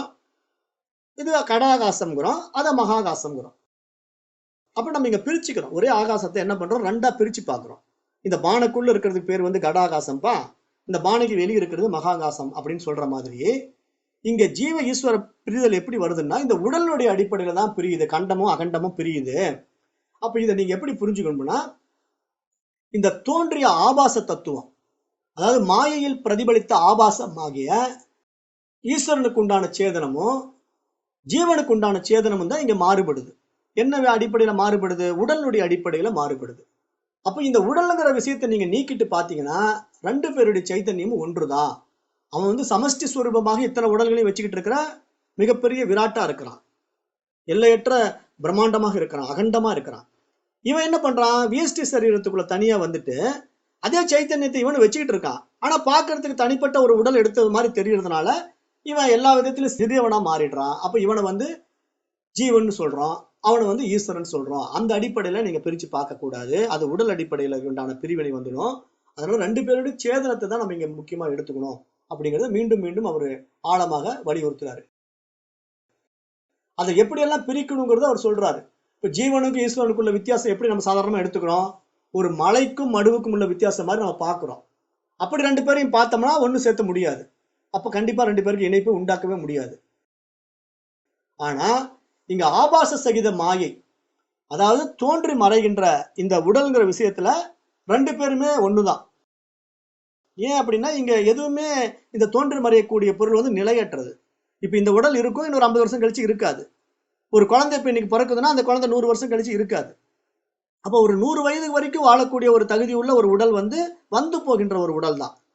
அதே மாதிரி ஈஸ்வரனுக்கும் என்ன நடந்துகிட்டு இருக்கு, நிறைய மாற்றங்கள் நடந்துகிட்டு இருக்கு. இந்த அண்டத்துல ஏகப்பட்ட மாற்றங்கள் நடந்துட்டு இருக்கு. நம்ம பார்வைக்கு தெரியாதனால ஒன்னும் தெரியாத மாதிரி இருக்குது. இப்ப நட்சத்திரங்கள் மாறிக்கிட்டு இருக்குது, கிரகங்கள் மாறிக்கிட்டு இருக்குது, எல்லாமே அதனுடைய சக்தியில மாற்றம் நிகழ்ந்துகிட்டே இருக்கு. அதனாலதான் ஒரு சக்தி இன்னொரு சக்தியாக மாறிக்கொண்டே இருக்கின்றது. இந்த மாற்றத்தை நிச்சயமா நிறுத்த முடியாது, ஏன்னா இது ஒரு மாயா சக்தியில நடந்துகிட்டு இருக்கு. அப்ப இந்த மாற்றத்துக்குள்ள வரக்கூடிய இந்த உடலா இறைவன், அந்த உடலா பிரம்மம் அப்படின்னா இல்லப்பா, இதெல்லாம் வந்து போகின்ற பொருளுங்கிறதுனால இதை மாயைன்னு புரிஞ்சுக்கோ. ஆனா என்றும் மாறாத ஒண்ணு இருக்குது பாத்தியா, அதுதான் சைத்தன்யம், அதுதான் ஈஸ்வரன், அதுதான் பிரம்மம். அதை நீ புரிஞ்சுக்கிட்டீங்கன்னா நீ மாறாத பொருள் தான், நீ என்றும் அழியாத பொருள் தான். ஆனா இது வந்து போற உடலோ இந்த மனமோ அல்லது இந்த புத்தியோ இல்ல இந்த கோஷங்கள் எல்லாமே நீ நினைச்சு ஏமாந்துட்டு இருக்காத, இதெல்லாம் விட்டுடு அப்படிங்கறத இங்க தெளிவுபடுத்துறாரு. அப்போ இந்த ஆபாச சகிதம்ங்கிறது தோன்றுதல் அர்த்தம். ஆபாசம்னா இங்க என்னன்னா தோன்றுதல்ங்கிற அர்த்தம். இப்போ மாயையில் தோன்றுகின்ற இந்த விஷயங்களை நாம பிடிச்சுக்கிட்டு இருக்க கூடாது. அந்த அடிப்படையில ஜீவ ஈஸ்வர ஐக்கியம் உண்டாகாது அப்படிங்கறத இந்த பாடல்ல தெளிவுபடுத்துறார். 74வது பாடல்ல. அடுத்தது 75வது பாடல். கடநீரில் மேக நீரு கண்ட வான் இரண்டும் பொய்யே, குடவானும் பெரியவானும் கூடி என்றாம், எப்போதும் இடமான பிரம்மம் சாட்சி, இரண்டும் எப்போதும் ஏகம். திடமாக சுவானுபூதி சிவோகம் என்று இருந்திடாயே. அதாவது இங்க என்ன சொல்றாங்க, கடநீரின் மேக நீரின் கண்ட வான் இரண்டும் பொய்யே. அதாவது ஒரு கடநீர்னா குடத்து நீரில் பிரதிபிம்பிக்கின்ற ஆகாயத்துக்கும் மேக நீரில் பிரதிபிம்பிக்கின்ற ஆகாயத்தையும் தனித்தனியாக கருதுவது பொய்யே அப்படிங்கிறார். அதாவது எந்த அடிப்படையில் அவர் சொல்றாருன்னா, இப்போ ஒரு நீருங்கிற அடிப்படையில் நீங்க எடுத்துக்கிட்டீங்கன்னா ஒரு குடத்துக்குள்ள வச்சிருக்கிற தண்ணியும் தண்ணி தான், மேல ஆகாயத்துல இருக்கக்கூடிய தண்ணியும் தண்ணி தான். ஏன்னா அது மழையா பொழிய போறதுக்கு முன்னாடி ஒரு மேகமாக இருக்குது. இப்ப அப்படிப்பட்ட ஒரு மேக நீரில் இருக்கக்கூடிய ஆகாயமும் பிரதிபிம்பிக்கக்கூடிய ஆகாயம், அதாவது இப்ப அந்த ஆகாயம் தான் கண்ணாடி மாதிரி இருக்கிற அந்த நீர்ல பிரதிபிம்பிக்கும். பிரதிபிம்பிச்ச உடனே அங்க ஆகாயம் மேகம் மாதிரி நமக்கு தெரியும். ஆனா அது ஒரு நீர். இங்க கீழே ஒரு குடத்துல ஒரு நீரை பிடிச்சி வச்சுட்டு இருக்கிறோம், அதுல அதே மேகம் பிரதிபிம்பிக்கும். அப்ப இங்க இந்த ரெண்டு மேகமும் எப்படி தனித்தனியா இருக்குதா? கிடையாது. அந்த மேல இருக்கிற ஆகாயம் தான் இந்த கீழே வச்சிருக்கிற பாத்திரத்துல அந்த குடத்துல இருக்கக்கூடிய தண்ணியிலையும் தெரியுது. அதே மாதிரி மேகத்துல இருக்கக்கூடிய அந்த நீர்லயும் அதே ஆகாயம் தான் தெரியுது. ஆனா நம்ம பார்வைக்கு எப்படி வித்தியாசமா இருக்குதுன்னா, இது ஒரு சின்ன குடத்துல தெரியுற ஆகாயம் மாதிரி தெரியுது, அது மேல பிரம்மாண்டமான ஆகாயம் மாதிரி தெரியுது. ஆனா ரெண்டுமே தண்ணியினாலதான் பிரதிபிம்பிக்குதே தவிர இந்த ஆகாயம் ஒண்ணுதான், பொய் கிடையாது. அப்படி சொல்ல வராரு. அப்ப பேதம் எல்லாம் இந்த உபாதியான குடத்தில் உள்ள நீரிலும் மேகத்தில் உள்ள நீரினால் மட்டும்தான்ப்பா இருக்குது அப்படின்னு சொல்ல வராது. கடநீரில் மேக நீரில் கண்ட வான் இரண்டும் பொய்யே.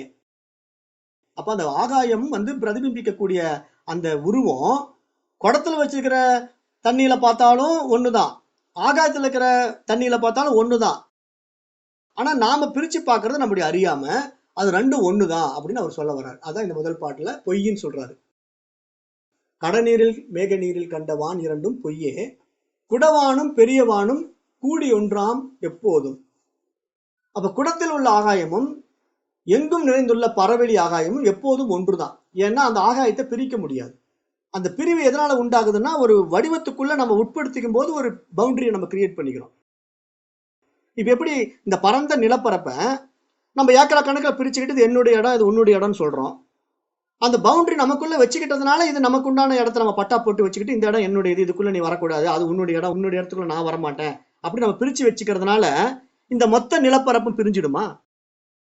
நம்ம தேசங்களை கூட அப்படிதான் பிரிச்சு வச்சுக்கிறோம். இது என்னுடைய நாடு இந்தியா, அது அவனுடைய நாடு அமெரிக்கான்னு பிரிச்சு வச்சுக்கிறோம். ஆனா இந்த எல்லா நாடுகளும் எதுக்குள்ள இருக்குது? இந்த மொத்த பூமிங்கிற பந்துக்குள்ள இருக்குது. ஆனா இந்த பிரிவினைகள் யாரால் உண்டாக்கப்பட்டது? மனிதர்களால் உண்டாக்கப்பட்டது.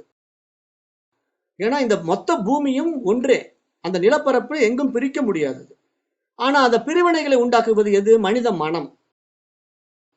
அப்ப அந்த அடிப்படையில இங்க பேதம் நம்மிடத்தில் தான் இருக்கிறத தவிர படைப்பில் இல்லை அப்படிங்கறத அவர் சாராம்சத்தை சொல்ல வர்றாரு.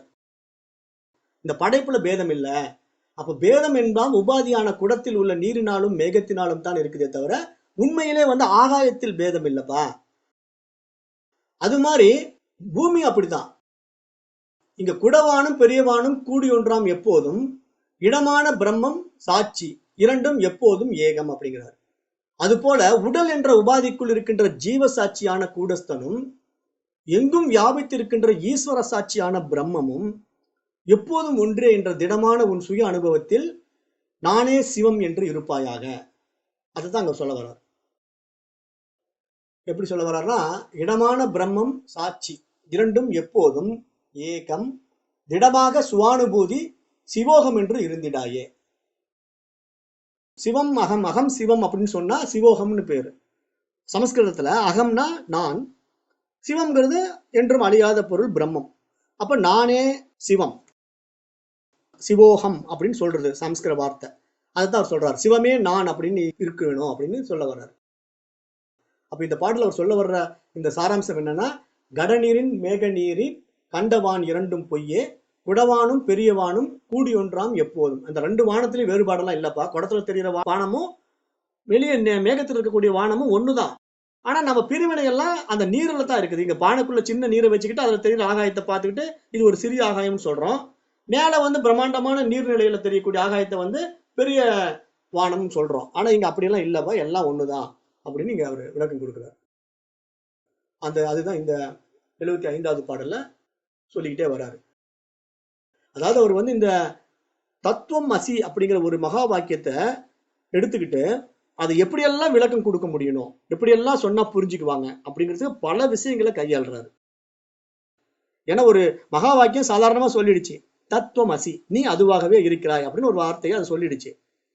ஆனா அந்த வார்த்தையை எடுத்து ஒரு சிஷ்யங்கிட்ட தத்துவம் அசி, நீ அதுவாகவே இருக்கிறாய்னு குரு உபதேசம் கொடுத்துட்டா, ஆனா அந்த சிஷ்யனால அதை ஏத்துக்க முடியல. அது எப்படிங்க தத்துவம் அசி, அப்படிப்பட்ட ஒரு மகாசக்தி வாய்ந்த ஈஸ்வரனும் நானும் ஒன்னாயிட முடியுமா? அல்லது பிரம்மமும் நானும் ஒன்னாயிட முடியுமா?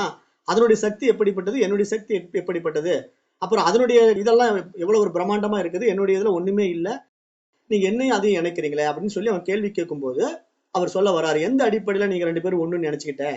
நீ இந்த உடல் அடிப்படையில் நினைச்சுக்கிறியா? இல்லப்பா, அப்ப நீ நினைக்கிற மாதிரி இந்த உடல் கிடையாது.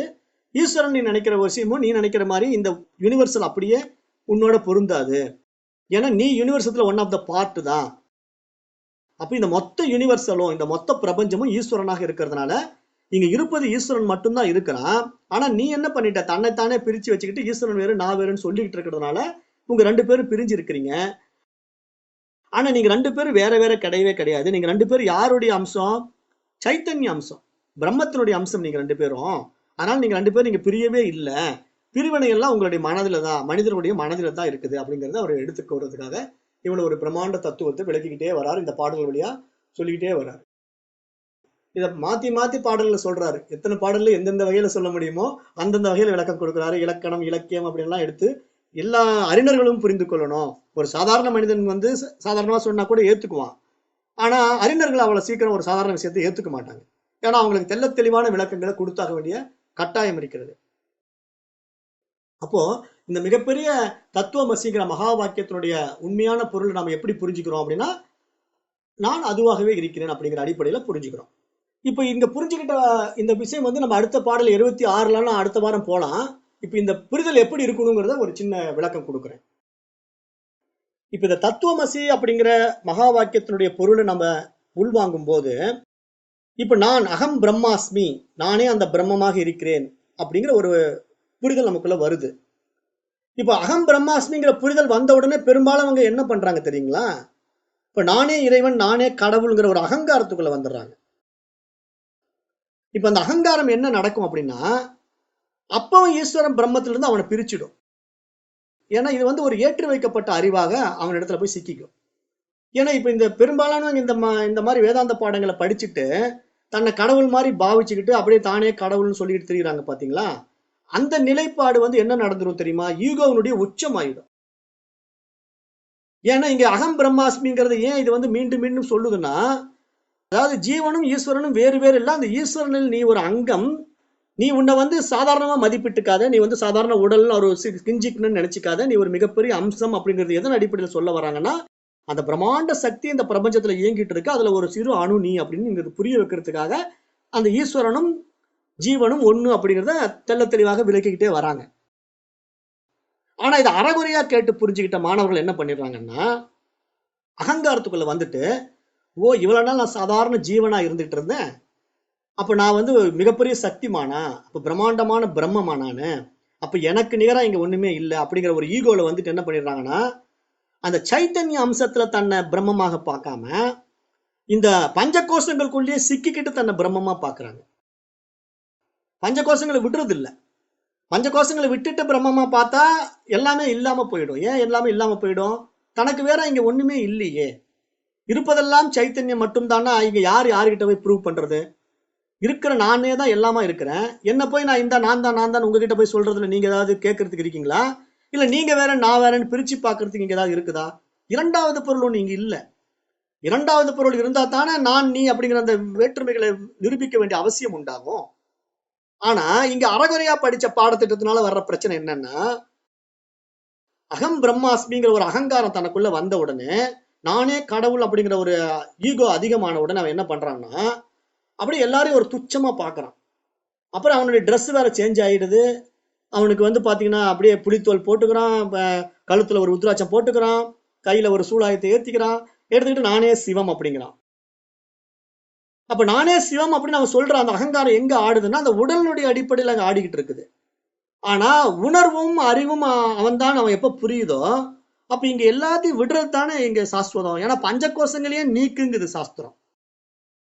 இந்த உடல் நீ இல்லப்பா, இந்த மனம் நீ இல்லப்பா, இந்த புத்தி நீ இல்லப்பா, இதெல்லாம் வந்து உன் மேல போத்திக்கிட்டு இருக்குது. நீ உண்மையான சைத்தன்யம், நீ மிகப்பெரிய ஒரு அறிவு அப்படின்னு சொல்லும் போது இங்க நம்ம எப்படி ஒன்றுனோம்? பக்தினா என்ன? அனன்ய பக்தினா என்ன? இங்க அதாவது இறைவனும் நானும் வேறு வேறு அல்ல, ரெண்டு பேரும் அந்நியம் அல்ல. அனன்யம்னா அந்த வார்த்தைக்கு என்ன பொருள் அப்படின்னா, அந்நியன்கிற வார்த்தையில வரக்கூடிய விஷயம் அது. அனன்யம் அப்படின்னு முன்னாடி ஒரு ஆ சேர்த்துட்டா அந்த அந்நியனுக்கு வேறான ஆப்போசிட் வேர்டு ஒன்றானவர்கள் அர்த்தம். அனன்யம் அப்படின்னா ஒன்றானதுன்னு அர்த்தம். அப்போ அனன்ய பக்தின்னு நாரத பக்தி சூத்திரம் எதை சொல்லுது அப்படின்னா, இங்க இறைவனை எனக்கு வேறாக பக்தி செலுத்தும் போது அங்க அனன்ய பக்தி உண்டாகுவதில்லை, துவைத பக்தி உண்டாயிடுது. ஏன்னா நான் வேறு இறைவன் வேறுங்கிற அந்த பிரிவினைகள்ல பக்தி செய்யறான். ஆனா அந்த பக்தி எப்படிப்பட்ட பக்தி? இறைவனை வந்து சர்வஜ்ஞனா பாக்குறான், இவனை வந்து இவன் கிஞ்சிக்னா பாக்குறான், அவனை வந்து அண்டமா பாக்குறான், இவனை பிண்டமா பாக்குறான். இந்த பக்தி துவைத பக்தி. ஆனா இங்க வேதம் என்ன சொல்லுதுன்னா, ரெண்டு பேரையும் ஐக்கியப்படுத்தி, நீங்க ரெண்டு பேரும் சேதனத்துல ஒண்ணுதான், உடல்ல தான் பிரிஞ்சிருக்கிறீங்க, நீங்க ரெண்டு பேரும் சேதனத்துல ஒண்ணு சேர்ந்து பாருங்க, உங்க உணர்வோடு உணர்வு விளையாடுனா அங்க இருமைகளே இருக்காதுப்பா, அப்படி ஒரு ஆனந்தம் உங்களுக்குள்ள பூரிக்கும், அதுதான் பேரானந்த நிலை அப்படின்னு சொல்லுது. அப்ப இங்க நம்ம என்ன அடிப்படையில இறைவனோட இணையணும்? இவ்வளவு நாள் நான் தெரியாம ஈஸ்வர சக்தின்னு தெரியாம இறைவன்கிட்ட இருந்து பிரிஞ்சு இருந்தேன். எப்படி ஒரு தாயும் சேயும் பிரிஞ்சிருந்தா அந்த பிரிவு வந்து ஒருத்தருக்கு ஒருத்தர் எப்படி அதனுடைய ஆனந்தம் இருக்குன்னு தெரியாம இருப்பாங்க. ஒரு சின்ன வயசுல ஒரு குழந்தைய தவற விட்டுறா அந்த தாய். 2-3 மாதங்கள் கழித்து அந்த குழந்தைய பார்த்தா அவளுக்கு எவ்வளவு ஒரு அன்பு பெருகும், அந்த குழந்தை அம்மாவை பார்த்தா எப்படி ஒரு அன்பு பெருகும். இப்ப 2 பேரும் எப்படி போய் கட்டி தழுவிக்கிட்டு அவங்களுடைய 2 உடல்களும் ஓர் உடலாக மாறி அந்த உணர்வின் அடிப்படையில் அவங்க 2 பேரும் தன்னுடைய சந்தோஷத்தை வெளிப்படுத்திக்குவாங்களோ, அந்த விஷயத்தை இங்க சொல்ல வருது சாஸ்திரம். நீங்க 2 பேரும் உடல் ரீதியா பிரிஞ்சுக்கிட்டு இருக்கீங்க, உணர்வு ரீதியா பாருங்க, நீங்க 2 பேரும் ஒண்ணுதான் அப்படின்னு சொல்ல வருது. அதைத்தான் நீ வந்து பிரம்மம் பிரம்மம்னு அது சொல்லுது. தத்துவமசிங்கிற வார்த்தையை வந்து மகான்கள் சொல்றடைய நோக்கம் என்னன்னா, நீ இறைவனுக்கு வேறானவன் அல்லன்னு அவங்க சொன்ன உடனே நானே இறைவன் எடுத்துக்கோன்னு சொல்லவே வரல. அகம் பிரம்மாஸ்மின்னு அவன் சிஷ்யன் எப்ப சொல்லணும்? நான் இறைவன் தான். எந்த அடிப்படையில? உணர்வின் அடிப்படையில நானும் அவனும் ஒண்ணுதான் புரிஞ்ச உடனே அவன்கிட்ட வர வேண்டியது என்னவா இருக்கும் தெரியுமா? இருமைகளற்ற அந்த ஏக்கத்துவமான நிலையிலே, உணர்வு ரீதியாக ஒன்றாகிய நிலையிலே, இங்க தொழுபவன்கிற ஒருத்தன் இல்ல, தொழக்கூடியவன் ஒருத்தன் இல்ல. அப்ப இங்க இருமைகள் கடந்த இறைவனும் நானும் ஒன்னாகும் போது, இங்க நான் வேறு அவன் வேறுன்னு பிரிக்காத ஒரு நிலை வரும்போது, இங்க எல்லாமே அவனாக இருக்கும்போது எதை பிரிச்சு பார்க்க முடியும்? எதையுமே பிரிச்சு பார்க்க முடியாது. அப்ப வந்து நான் ஒரு பெரிய ஆளு, நீ ஒரு சாதாரண ஆளு துச்சமா பார்க்கிற மனநிலை அங்க வருமா? அப்ப நான் வந்து உயர்ந்த கடவுள், நீ வந்து சாதாரண மனுஷன் அப்படின்னு பார்த்தா அங்க அகங்காரம் தான் மேலோங்கும். இப்ப ஈஸ்வரன் வந்து நான் வந்து பெரிய ஆளு, நீ வந்து சின்ன ஆளு நம்மள சொல்லவே இல்லையே. எந்த இடத்துலாவது ஈஸ்வரன் வந்து தன்னை பெருசா காட்டிக்கிட்டு நம்மள சின்னதா எதிர்பார்த்து சொல்றானா? அப்படி அவன் என்னைக்குமே சொல்றது கிடையாது. இந்த மனிதன் தான் மனதுல சிக்கிக்கிட்டு என்ன பண்றான்? தன்னைத்தானே சின்னவன் ஆக்கிக்கிறான், அவனை பெருசா ஆக்கிக்கிறான். அப்படி 2 பிரிச்சு பார்க்கறான். இல்லைன்னா இன்னொன்னு செய்யறான். நான் வந்து கடவுள் ஆயிட்டேன், நீ எல்லாம் சாதாரணம் அப்படிங்கிற மாதிரி இன்னொருத்தனை துச்சமா பார்க்கறான். ஆனா இன்னொருத்தர் துச்சமா பார்க்கக்கூடிய மற்ற மனிதர்களும் எங்க இருக்காங்க? அதே யூனிவர்சல்ல தான் இருக்காங்க. அப்ப அந்த அண்டத்திலிருந்து அவங்களை பிரிக்க முடியாது. அதே அண்டம் தான் இவங்களுக்குள்ள பிண்டத்திலும் இருக்குது. ஆனா இவன் என்ன பண்ணிட்டான்? இவன் மட்டுமே அண்டமாவும் அவனை பிண்டமாவும் இவன் துச்சமா பார்க்கறான். அப்படி துச்சமா பார்த்தா அது ஈஸ்வர தன்மை ஆகுமா? அது அகம் பிரம்மாஸ்மி ஆகுமானா ஆகாது. அப்ப இங்க அகம் பிரம்மாஸ்மி அப்படிங்கிற பொருளை எப்படி சிஷ்யர்கள் புரிந்து கொள்ளணும்? தத்துவமசிங்கிற மகா வாக்கியத்தை வந்து உபதேசிக்கக்கூடிய குருமார்கள் வந்து கடவுளிலிருந்து நீ உன்னை பிரித்து பார்க்காத, நீயும் கடவுளும் ஒன்றுதான் அப்படிங்கிறத பக்தியின் அடிப்படையிலும் சொல்லி கொடுக்குறாங்க. ஞானத்தினுடைய அடிப்படையில் மட்டும் தத்துவமசி மகா வாக்கியம் சொல்றது கிடையாது. அனன்ய பக்தியினுடைய அடிப்படையிலும் 2 பேரும் பிரிவு கிடையாது, நீயும் அவனும் ஒன்றே அப்படிங்கிற அந்த பக்தி உணர்வை உண்டாக்குறாங்க. அப்ப அந்த பக்தி உணர்வை நம்ம எப்படி சொல்லலாம் அப்படின்னு எடுத்துக்கிட்டீங்கன்னா, அந்த உணர்வு 2 ஒன்னாகும் போது வர்ற ஆனந்தம் இருக்கு பாருங்க, அது உடல் கடந்த ஆனந்தம். அந்த உடல் கடந்த ஆனந்தம் எப்ப ஏற்படும்னா உணர்வு நிலையில தான் அங்க ஏற்படும். அந்த உணர்வு நிலைங்கிறத நம்ம ஒரு உதாரணமா எடுத்துக்கலாம்னா காமத்துல எடுத்துக்கலாம். இப்ப ஓசோ சொல்றாரு காமத்திலிருந்து கடவுளை பார்ப்பது எப்படின்ட்டு. ஏன் அந்த அடிப்படையில காமத்தை அவர் எடுத்துக்கிறார் அப்படின்னா, அவர் என்ன செக்ஸ் சாமியாரா? கிடையாது. அந்த உணர்வு ரீதியாக ஒரு கணவனும் மனைவியும் அங்க ஒன்று சேரும் போது கவனிச்சிங்கன்னா 2 பேருடைய உடலும் அங்க இல்லாம போயிடும். உணர்வுல 2 பேரும் ஒன்றி அங்க 2 உடலுமே தெரியாது. அப்படி ஒரு அந்யோன்யத்தில் இருப்பாங்க. அப்புறம் தான் அவங்களுக்கு தெரியும், அந்த சந்தோஷம் நிறைவுற்ற பிறகுதான் தெரியும் நான் வேறு நீ வேறு அப்படிங்கிற அந்த பிரிவினைகளும் வரும். அப்பதான் அந்த 2 பேரும் உணர்வு ரீதியா ஒன்றாகிற நிலை இருக்கு பாருங்க, அது வந்து ஜீவ பிரம்ம ஐக்கியம்.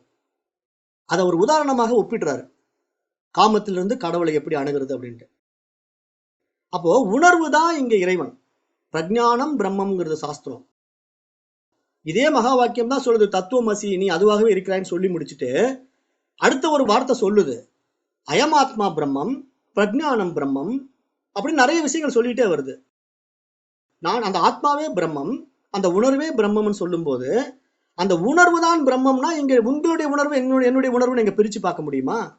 அப்ப ஒரு மனிதன் இருவரும் பழகும் போது உணர்வு ரீதியாக பழகினா அங்க எப்படிப்பட்ட ஒரு அந்யோன்யம் இருக்கும், எப்படிப்பட்ட ஒரு ஆனந்தம் இருக்கும், எப்படிப்பட்ட ஒரு அன்பு இருக்கும். அந்த அன்பு தான் சிவம், அந்த அன்பே சிவம்ங்கிறது சாஸ்திரம். அப்ப இப்படிப்பட்ட ஒரு அந்யோன்யம் நமக்குள்ள மலரணும். அந்த அந்யோன்யம் மலரும் போது மட்டும்தான் இங்க பிரம்மம் வேறு நான் வேறு அல்லங்கிறது புரிய வரும்போது, இங்க இருப்பதெல்லாம் இறைவனேன்னு தெரியும் பொழுது, பார்க்கின்ற பொருள் எல்லாம் நீக்கவர இறைவன் நிறைந்திருக்கின்றான் தெரியும் போது நம்ம கிட்ட இருந்து என்ன வரும்? அன்பு வரும். வேற என்ன பிரிவினையா வரும்? அவன் வேறு நான் வேறுன்னு பிரித்து பார்க்கக்கூடிய அந்த இருமைகளா நம்ம கிட்ட வரும்? நிச்சயமா வராது. ஏன்னா இந்த புரிதல் எங்க கொண்டு போய் நம்மளை விடும்? இரண்டையும் ஒன்றாக்கக்கூடிய உணர்வுல கொண்டு போய் விட்டுடும். அப்ப அந்த உணர்வுல கொண்டு போய் விடும்போது அந்த புரிதல் இருக்கிறது பாருங்க, எல்லாம் ஈஸ்வரனா தெரியும், பார்க்கறதெல்லாம் நான் தான். ஏன்னா அந்த உடல் காணாம போயிடும். இதுதான் நேற்று ஒரு கர்மா பாடத்துல நான் சொன்னேன். மரத்தை மறைத்தது மாமத யானை, மரத்தில் மறைந்தது மாமத யானை. மரத்தை மறைத்தது பார்முதல் பூதம், மரத்தில் மறைந்தது பார்முதல் பூதம்னு திருமந்திரம் சொல்லுது. இப்ப இந்த பாடல்ல நம்ம என்ன புரிஞ்சுக்கணும் அப்படின்னா, மரமா பாத்தீங்கன்னா அங்க யானை தெரியாது. பார்வை எப்படி இருக்குது, அது வெறும் மரக்கட்டப்பா அப்படின்னு நீங்க உங்க பார்வையில அதை கவனிச்சீங்கன்னா அங்க வெறும் மரம் தான் தெரியும், யானைங்கிற ஒரு அந்த உருவம் தெரியாது. ஆனா அதுவே அந்த மரத்தை விட்டுட்டு யானையை பார்த்தீங்கன்னா மரம் தெரியாது. ஒரு அழகான சிற்பத்தில் வடிவமைக்கப்பட்டிருக்கிற அந்த யானை மட்டும் தெரியும். அப்ப நீங்க என்ன பண்ணுவீங்க, அந்த யானையை மட்டும் பார்ப்பீங்க, மரத்தை விட்டுருவீங்க. அப்ப எப்படி மறைஞ்சிருக்குது, மரத்தை மறைத்தது மாமத யானை. மரத்தை மறைச்சிக்கிட்டு இருக்குதுப்பா அந்த யானைன்னு சொல்றாரு முதல் லைன்ல. மரத்தில் மறைந்தது மாமத யானைங்கிறார் அடுத்த வரியில. அப்போ அந்த யானையை பார்த்துட்டீங்கன்னா மரம் காணாம போயிடும், யானை மட்டும் தான் தெரியும். அது போல அடுத்த 2 லைன்ல சொல்றாரு, பரத்தை மறைத்தது பார்முதல் பூதம்ங்கிறார். பரம்னா என்ன, இந்த வெளி, இந்த இறைவன் பிரம்மம். அவனை எது மறைக்குது, இந்த பார்முதல் பூதம், பஞ்ச பூதங்களும் இந்த உலகமும் இறைவனை மறைக்கின்றது. ஏன்னா இங்க என்ன தெரியுது நமக்கு, உலகம் மட்டும் தெரியுது, இறைவன் தெரியல. மரக்கட்டை மட்டும் தெரியுது, யானை தெரியல. நீங்க மரக்கட்டையை விட்டுட்டு யானையை பார்த்தீங்கன்னா யானை மட்டும் தெரியும், மரக்கட்டை தெரியாது. அப்போ நம்முடைய பார்வை எங்க இருக்கணும், அது ஒரு அழகான யானை வழிபாட்டுக்குரிய தெய்வம்னு சொல்லி பார்த்தீங்கன்னா அந்த யானை வடிவத்தை பார்த்து வழிபடலாம். ஆனா அது மரக்கட்டையா பார்க்க மனசு வராது. அது மாதிரி இங்க நீங்க உலகத்தை இறைவனா பார்க்கணும். அதுதான் அடுத்த லைன்ல சொல்றாரு, பரத்தில் மறைந்தது பார்முதல் பூதம். பரமா இறைவனாக பார்த்தீங்கன்னா இந்த உலகம் எல்லாம் மறைஞ்சிடும். அப்ப இங்க இருப்பது இறைவன் மட்டும்தான். அப்ப இறைவன் மட்டும் எப்படி இருக்கிறான், எந்த அடிப்படையில் நீங்க பார்க்கணும், உணர்வின் அடிப்படையில பார்க்கணும். இவன் வேற அவன் வேற, இவ வேற அவ வேறு, அந்த மிருகம் வேற நான் வேறலாம் உடம்புல அடிப்படையில பார்த்துட்டு இருந்தீங்கன்னா அங்க இருமைகள் பிரிவினைகள் இருந்து கொண்டுதான் இருக்கும். அப்ப அந்த பிரிவினைகள் தான் நம்மளை என்ன பண்ணுது, ஐக்கியப்படுத்த தடையாக இருக்கிறது. இறைவனை நம்மளையும் ஐக்கியப்படுத்த தடையாக இருக்கிறது. அப்ப இங்க நீங்க எதிரில் ஒருத்தர் வந்த உடனே அவங்கள உணர்வு ரீதியா பாருங்க. ஆஹா, அந்த சைத்தன்யம் நானும் ஒரே சைத்தன்யம், 2 உடம்பு தான் வேற வேற அப்படின்னு பாத்தீங்கன்னா அந்த உணர்வுக்குள்ள அந்த மலர்ச்சி உண்டாகும் பாருங்க. அந்த அட்டாச்மெண்ட்டை தான் இங்க சொல்ல வராங்க ஜீவ பிரம்ம ஐக்கியத்துல. ஆனா நாம என்ன அந்த அட்டாச்மெண்ட் எங்க வச்சுக்கிட்டு இருக்கிறோம்னா, நம்ம உடம்பு நம்ம உறவுகளை சார்ந்து வச்சுக்கிறோம். இப்ப கணவன் மனைவி உறவு, குழந்தைகள் தாய் சேய் உறவுகளை எப்படி வச்சுக்கிறோம்னா என்னுடையதுங்கிற ஒரு பற்று வந்துடுறதுனால வச்சுக்கிட்டோம். இப்ப ஒரு அம்மாவுக்கு குழந்தைய பார்த்த உடனே பாசம், என் மகன் வந்துட்டான் அப்படின்னு ஓடி போய் கட்டி பிடிக்கிறான். பக்கத்து வீட்டு பையன் பார்த்த உடனே போயிட்டு போறான் அப்படின்னு அதை சாதாரணமா பாக்குறான். ஏன், அது வேற ஒருத்தர் பெத்த பையன், இது நான் பெத்த பையன். அப்ப இங்க என்ன 2 பேருக்குள்ள வித்தியாசம்னா, மனதளவுல இவ பிரிச்சு வச்சுக்கிட்டு இருக்கா, இது என்னுடைய பையன் அது வேற ஒருத்தருடைய பையன்ட்டு. ஆனா இங்க என்ன சொல்ல வராங்கன்னா, அந்த பிரிவினைகளை உடல்ல விட்டுடுப்பா, சைத்தன்யத்துல பாரு, உள்ள இருக்கிற உணர்வுல பாரு. அப்ப அதுவும் நீயும் ஒண்ணுதான்னு தெரிஞ்சா நீங்க எல்லா குழந்தையும் தன்னுடைய குழந்தைய பார்க்க முடியும். அப்ப பக்கத்து வீட்டு குழந்தைய பார்த்தா கூட வாடா கண்ணா உனக்கு என்ன வேணும் சாப்பிடறதுக்குன்னு கேட்க சொல்லும். அப்ப அப்படித்தான் வாழ்ந்தார்கள் நம்முடைய முன்னோர்கள் எல்லாம். இந்த விஷயத்தை தெரிஞ்சுக்கிட்டு அப்படி ஒரு ஒற்றுமையாக வாழ்ந்தார்கள். அப்படி ஒரு சமூகம் இருந்தது. ஆனா அதெல்லாம் மற்ற கலாச்சார சீர்கேட்டினால அழிக்கப்பட்டு விட்டுருச்சு. அப்ப இந்த பாடத்திட்டம் நமக்கு என்ன சொல்ல வருதுன்னா, இங்க உணர்வு ரீதியாக ஒருத்தர் அணுகுனீங்கன்னா அந்த உறவு அன்புமயமாக மாறிடும். அந்த அன்புதான் இங்க சிவம் அப்படின்னு சொல்லிக்கிட்டே வருது. அப்ப இந்த தத்துவமசி மகா வாக்கியத்தினுடைய உண்மையான பொருள் என்னன்னா, ஜீவனும் பிரம்மமும் ஒன்று. எதன் அடிப்படையிலே, சைத்தன்ய அடிப்படையிலே, உணர்வு அடிப்படையிலே. அப்ப அந்த உணர்வு அடிப்படையிலே 2ம் ஒன்றும் தெரிந்து கொண்ட பிறகு உடல் அடிப்படையிலே நாம் எல்லாம் வேறு வேறாக இருந்தாலும் அந்த உடலை வைத்துக் கொண்டு நாம் ஒப்பீடு செய்யக்கூடாது, உணர்வை வைத்துக் கொண்டுதான் ஒப்பீடு செய்ய வேண்டும் ஈஸ்வரனோடவே இணைச்சு சொல்றாங்க. அப்ப சாட்சாத் அந்த ஈஸ்வரங்கிறவன் யாரு, இந்த எல்லையற்ற பிரபஞ்சம். அப்ப இந்த பிரபஞ்சத்துல இருக்கிற ஒவ்வொரு பொருளையும் நீங்க பார்த்தா எப்படி பூஜிக்க தோணும், ஆஹா இந்த உடம்புக்குள்ள அவன் தான் இருக்கிறானா, அப்ப நான் எப்படிப்பட்ட ஒரு பாக்கியவான், அப்ப மிகப்பெரிய ஈஸ்வரன் இந்த உடம்புக்குள்ள இருந்து இந்த இயக்கிட்டு இருக்கானே, அப்ப உயிரா உள்ள இருக்கிறானே, உணர்வா உள்ள இருக்கிறானே, அப்ப எவ்வளவு ஒரு ஆனந்தம் எனக்குள்ள மலரணும். நான் என்னமோ என்ன சாதாரணமா நினைச்சுக்கிட்டு இருந்தேனே, ஒரு குறைபாடுள்ள மனிதனாக நான் என்ன பார்த்துக்கிட்டு இருந்தேனே, எப்படிப்பட்ட ஒரு ஜீவிதம் எனக்குள்ள இருக்குது, ஆஹா இந்த உடல் பெற்றதுக்கு நான் எவ்வளவு பெரிய பாக்கியம் செஞ்சிருக்கணும். அப்ப இந்த உடல் சாப்பிடுறது அவனை தான், அனுபவிக்கிறது அவனே தான், ஒவ்வொரு உணர்ச்சிகளையும் உணர்வுகளையும் இந்த உலகத்தை என்ஜாய் பண்ணிட்டு இருக்கவன் அவன் தான். அப்ப அதைத்தான் இங்க சாஸ்திரம் சொல்லுது. படைத்தல் காத்தல் அழித்தல் என்ற முத்தொழில்களை ஈஸ்வரன் எப்படி புரிஞ்சுக்கிட்டு இருக்கிறான், இந்த உடல்கள் வாயிலாக புரிஞ்சுக்கிட்டு இருக்கிறான். அப்ப வந்து போகின்ற இந்த உடல்கள் வாயிலாக இந்த பிரபஞ்சத்தை அவன் அனுபவிச்சு என்ஜாய் பண்ணிட்டு இருக்கிறான். இதுதான் அவனுடைய மாயா லீலா வினோதம். அப்ப இப்படிப்பட்ட ஒரு லீலா வினோதத்துல, அவனுடைய விளையாட்டுல நம்மளாம் ஒரு பங்குதாரர்கள். அவ்வளவுதான். இந்த கருவி வந்து போகுது. வந்து போற கருவியா நான் இல்ல. இந்த கருவி மூலமா சில காரியங்கள் இங்க நடந்துட்டு இருக்குது. அப்ப என் மூலமா என்னை சார்ந்தவர்களுக்கு, என்னுடன் பழக்கமானவங்களுக்கு எல்லாம் நான் என்னென்ன செய்ய முடியுமோ அதெல்லாம் செய்யணும். ஏன்னா எல்லாமே ஈஸ்வர காரியம். அப்ப அப்படி ஒரு மகிழ்ச்சியும், அப்படி ஒரு ஆனந்தம் நமக்குள்ள மலர்ந்தா, இங்க எல்லாம் ஆனந்தமயமாக இருக்கும். பார்க்கும் இடமெல்லாம் நீக்கமர நிறைந்திருக்கிற இறைவன் நமக்கு தெரியும். அப்ப இந்த உலகம் மறைஞ்சிடும். பஞ்சபூதங்களும் ஈஸ்வரனா தெரியும். அப்ப இங்க எல்லாமே தெய்வீக தன்மையில நிறையும். அப்பதான் நமக்கு என்ன தெரியும்? பார் முதல் பூதம் எல்லாம் மறைந்து பரம் தெரியும். இல்லைன்னா மரம் தான் தெரியும். இப்ப கோயில்ல போய் கடவுள் சாமி சிலையை கும்பிடுறீங்கன்னா, அந்த சாமி சிலையை பார்த்த உடனே உங்களுக்கு ஏன் பக்தி வருது? அந்த கல்லை பார்க்கறது கிடையாது. அந்த அலங்காரம் பண்ணப்பட்ட உருவத்தை பார்த்த உடனே அம்பாலே உட்கார்ந்து இருக்கிறா அப்படிங்கிற ஒரு மனப்பான்மையில் அவளை வழிபாடு பண்றதுனால உங்களுக்கு பக்தி வருது. அதை கல்லா நினைச்சு பாருங்க, உங்களுக்கு பக்தி வருமான்ட்டு. பக்தி வராது. ஏன்? உங்க பார்வையில அது கல்லு. அப்ப உங்களுடைய பார்வை எப்படி இருக்கிறது? இந்த உலகத்தை நீங்க உலகமாக பார்த்தீங்கன்னா இது ஒரு மாயா உலகம். ஆனா இந்த உலகத்தை நீங்க ஈஸ்வரனா பார்த்தீங்கன்னா இது ஒரு ஆனந்த உலகம். அப்ப இந்த ஆனந்தத்தை நீங்க என்ஜாய் பண்றதுதான் உங்களுக்கு அனுபவம். இங்க பிரம்மா அனுபவம், ஈஸ்வர அனுபவம்ங்கிறது என்ன? எங்கேயோ நமக்கு வேறாக இருக்கிறது நம்ம நினைச்சிட்டு இருக்கிறது தான் இங்க எல்லாரும் தேடிக்கிட்டு இருக்காங்க. இங்க என்ன ஒரு ப்ராப்ளம்னா, சிரிப்பு தான் வருது. ஏன்னா ஏதோ இல்லாத பொருளை தேடுகின்றேன் அப்படின்ட்டு எதையோ தேடி ஓடுறாங்க. அங்க போறேன், இந்த கோயிலுக்கு போறேன், அந்த கோயிலுக்கு போறேன்ட்டு. இருக்கும் இடத்தை விட்டு இல்லாத இடம் தேடி எங்கெங்கோ அலைகின்றாய் ஞானத்தங்கமேன்லாம் பாடுறாங்க. ஏன் பாடுறாங்க? இங்க இருப்பதெல்லாம் இறைவனப்பா. அதோட என்ஜாய் பண்ணி பாரு, உடைய லைஃப் எவ்வளவு ஆத்மார்த்தமா இருக்குதுன்ட்டு. அதான் ஆத்மார்த்தம்னு சொல்றது. அந்த ஆனந்த உணர்வுல நின்று பார். பார்க்கும் இடம் எங்கும் அந்த இறைவன் தெரிவான். கீழே ஒரு எறும்பு போயிட்டு இருந்தா, ஆஹா பாரு ஈஸ்வரன் போயிட்டு இருக்கான் பாரு. அங்க பாரு ஒரு நண்டு போயிட்டு இருக்கா, அழகா ஈஸ்வரன் போயிட்டு இருக்கான் அப்படின்னு ஒவ்வொன்றும் ஈஸ்வரனா பாத்தீங்கன்னா இங்க யாரை வெறுப்புக்கு உட்படுத்த முடியும்? அப்ப இருமைகள் தானாக விலகிவிடும். அந்த இருமைகளற்ற ஒருமைத்தன்மையை தான் இங்க பிரம்மம் அப்படின்னு சொல்லப்படுது, ஈஸ்வரன் சொல்லப்படுது. அதுதான் இங்க தத்துவமசி மகா வாக்கியம் நமக்கு உபதேசிக்க வருகின்றது. அதை புரிஞ்சுக்கணும். சும்மா படிச்சுட்டு தத்துவமசிங்கிறத படிச்ச உடனே நான் அகம் பிரம்மாஸ்மிங்கிற ஆணவத்துல ஆடக்கூடாது. இங்க எல்லாமே நமக்கு வேறாக இல்லை, நானே எல்லாமாக இருக்கிறேன். அப்ப இங்க நீ வேறு நான் வேறுன்னு பிரிச்சு பார்க்கறதுக்கு என்ன இருக்குது? இருப்பதெல்லாம் நானே. அப்ப நானே இங்க இருக்கும்போது நான் பிரம்மமா அப்படியே மேடையில உட்காந்துக்கிட்டு உத்ராட்ச கொட்டையை போட்டுக்கிட்டு கையில ஒரு சூழாயத்தை வச்சுக்கிட்டு உன்னை துச்சமா பாக்குறதா இங்க பிரம்ம அனுபவம்? அப்படி கிடையவே கிடையாது. எல்லாரும் ஒண்ணுதான். அன்பினால நம்ம எல்லாரும் ஒன்றாக வாழக்கூடிய அந்த ஒருமித்த தன்மையை தான் இங்க ஏக்கம்னு சொல்லுது சாஸ்திரம். அப்ப இறைவன் ஒருவனே, அவனை பிரிக்க முடியாது. அப்ப இந்த சக்தி மயத்தை தான் இங்க பார்வதியாகவும் அந்த சைத்தன்யத்தை தான் இங்க சிவமாகவும் காட்டி சிவபார்வதி ரெண்டு பேரும் ஐக்கியமாகக்கூடிய நிலையிலே அர்த்தநாரீஸ்வர தத்துவத்தை இங்க உபதேசிக்குது சாஸ்திரம். அப்போ ஒரு அர்த்தநாரீஸ்வரர்னா என்ன? சிவனும் சக்தியும் இணைந்தது. அது எந்த அடிப்படையில ரெண்டு பேரும் இணைஞ்சிருக்கிறாங்க? சிவனிடத்தில் இருக்கக்கூடிய சக்தி சிவனுக்கு வேறாக இல்லை. அப்ப நம்மிடத்தில் இருக்கக்கூடிய சக்தி நமக்கு வேறாக இல்லை. அப்ப நாம் பிரம்மத்திலிருந்து பிரிக்க முடியாதவர்கள். ஆனால் நான் யார்? இப்பொழுது ஒரு குறுகிய சக்திக்குள்ளே இந்த உடலுக்குள்ள இருந்து கொண்டிருப்பதனால என்னுடைய அறியாமையினால நான் என்னை குறுக்கி வச்சுக்கிட்டு இருக்கிறேன். நான் இந்த சக்தியை விட்டுட்டு நான் என்னுடைய சைத்தன்யத்தை பார்த்தேன்னா நான் ஒரு மிகப்பெரிய அறிவு, மிகப்பெரிய சைத்தன்யம், உணர்வு அப்படின்னு நமக்குள்ள புரிய வரும். இதை புரிஞ்சுக்கணும்னு சொல்லி இன்றைய வகுப்பை நான் இத்துடன் நிறைவு செய்கிறேன். அடுத்த பாடல் நம்ம 76வது பாடல்ல இருந்து அடுத்த வாரம் தொடருவோம். நன்றி. ஓம் தத் சத்.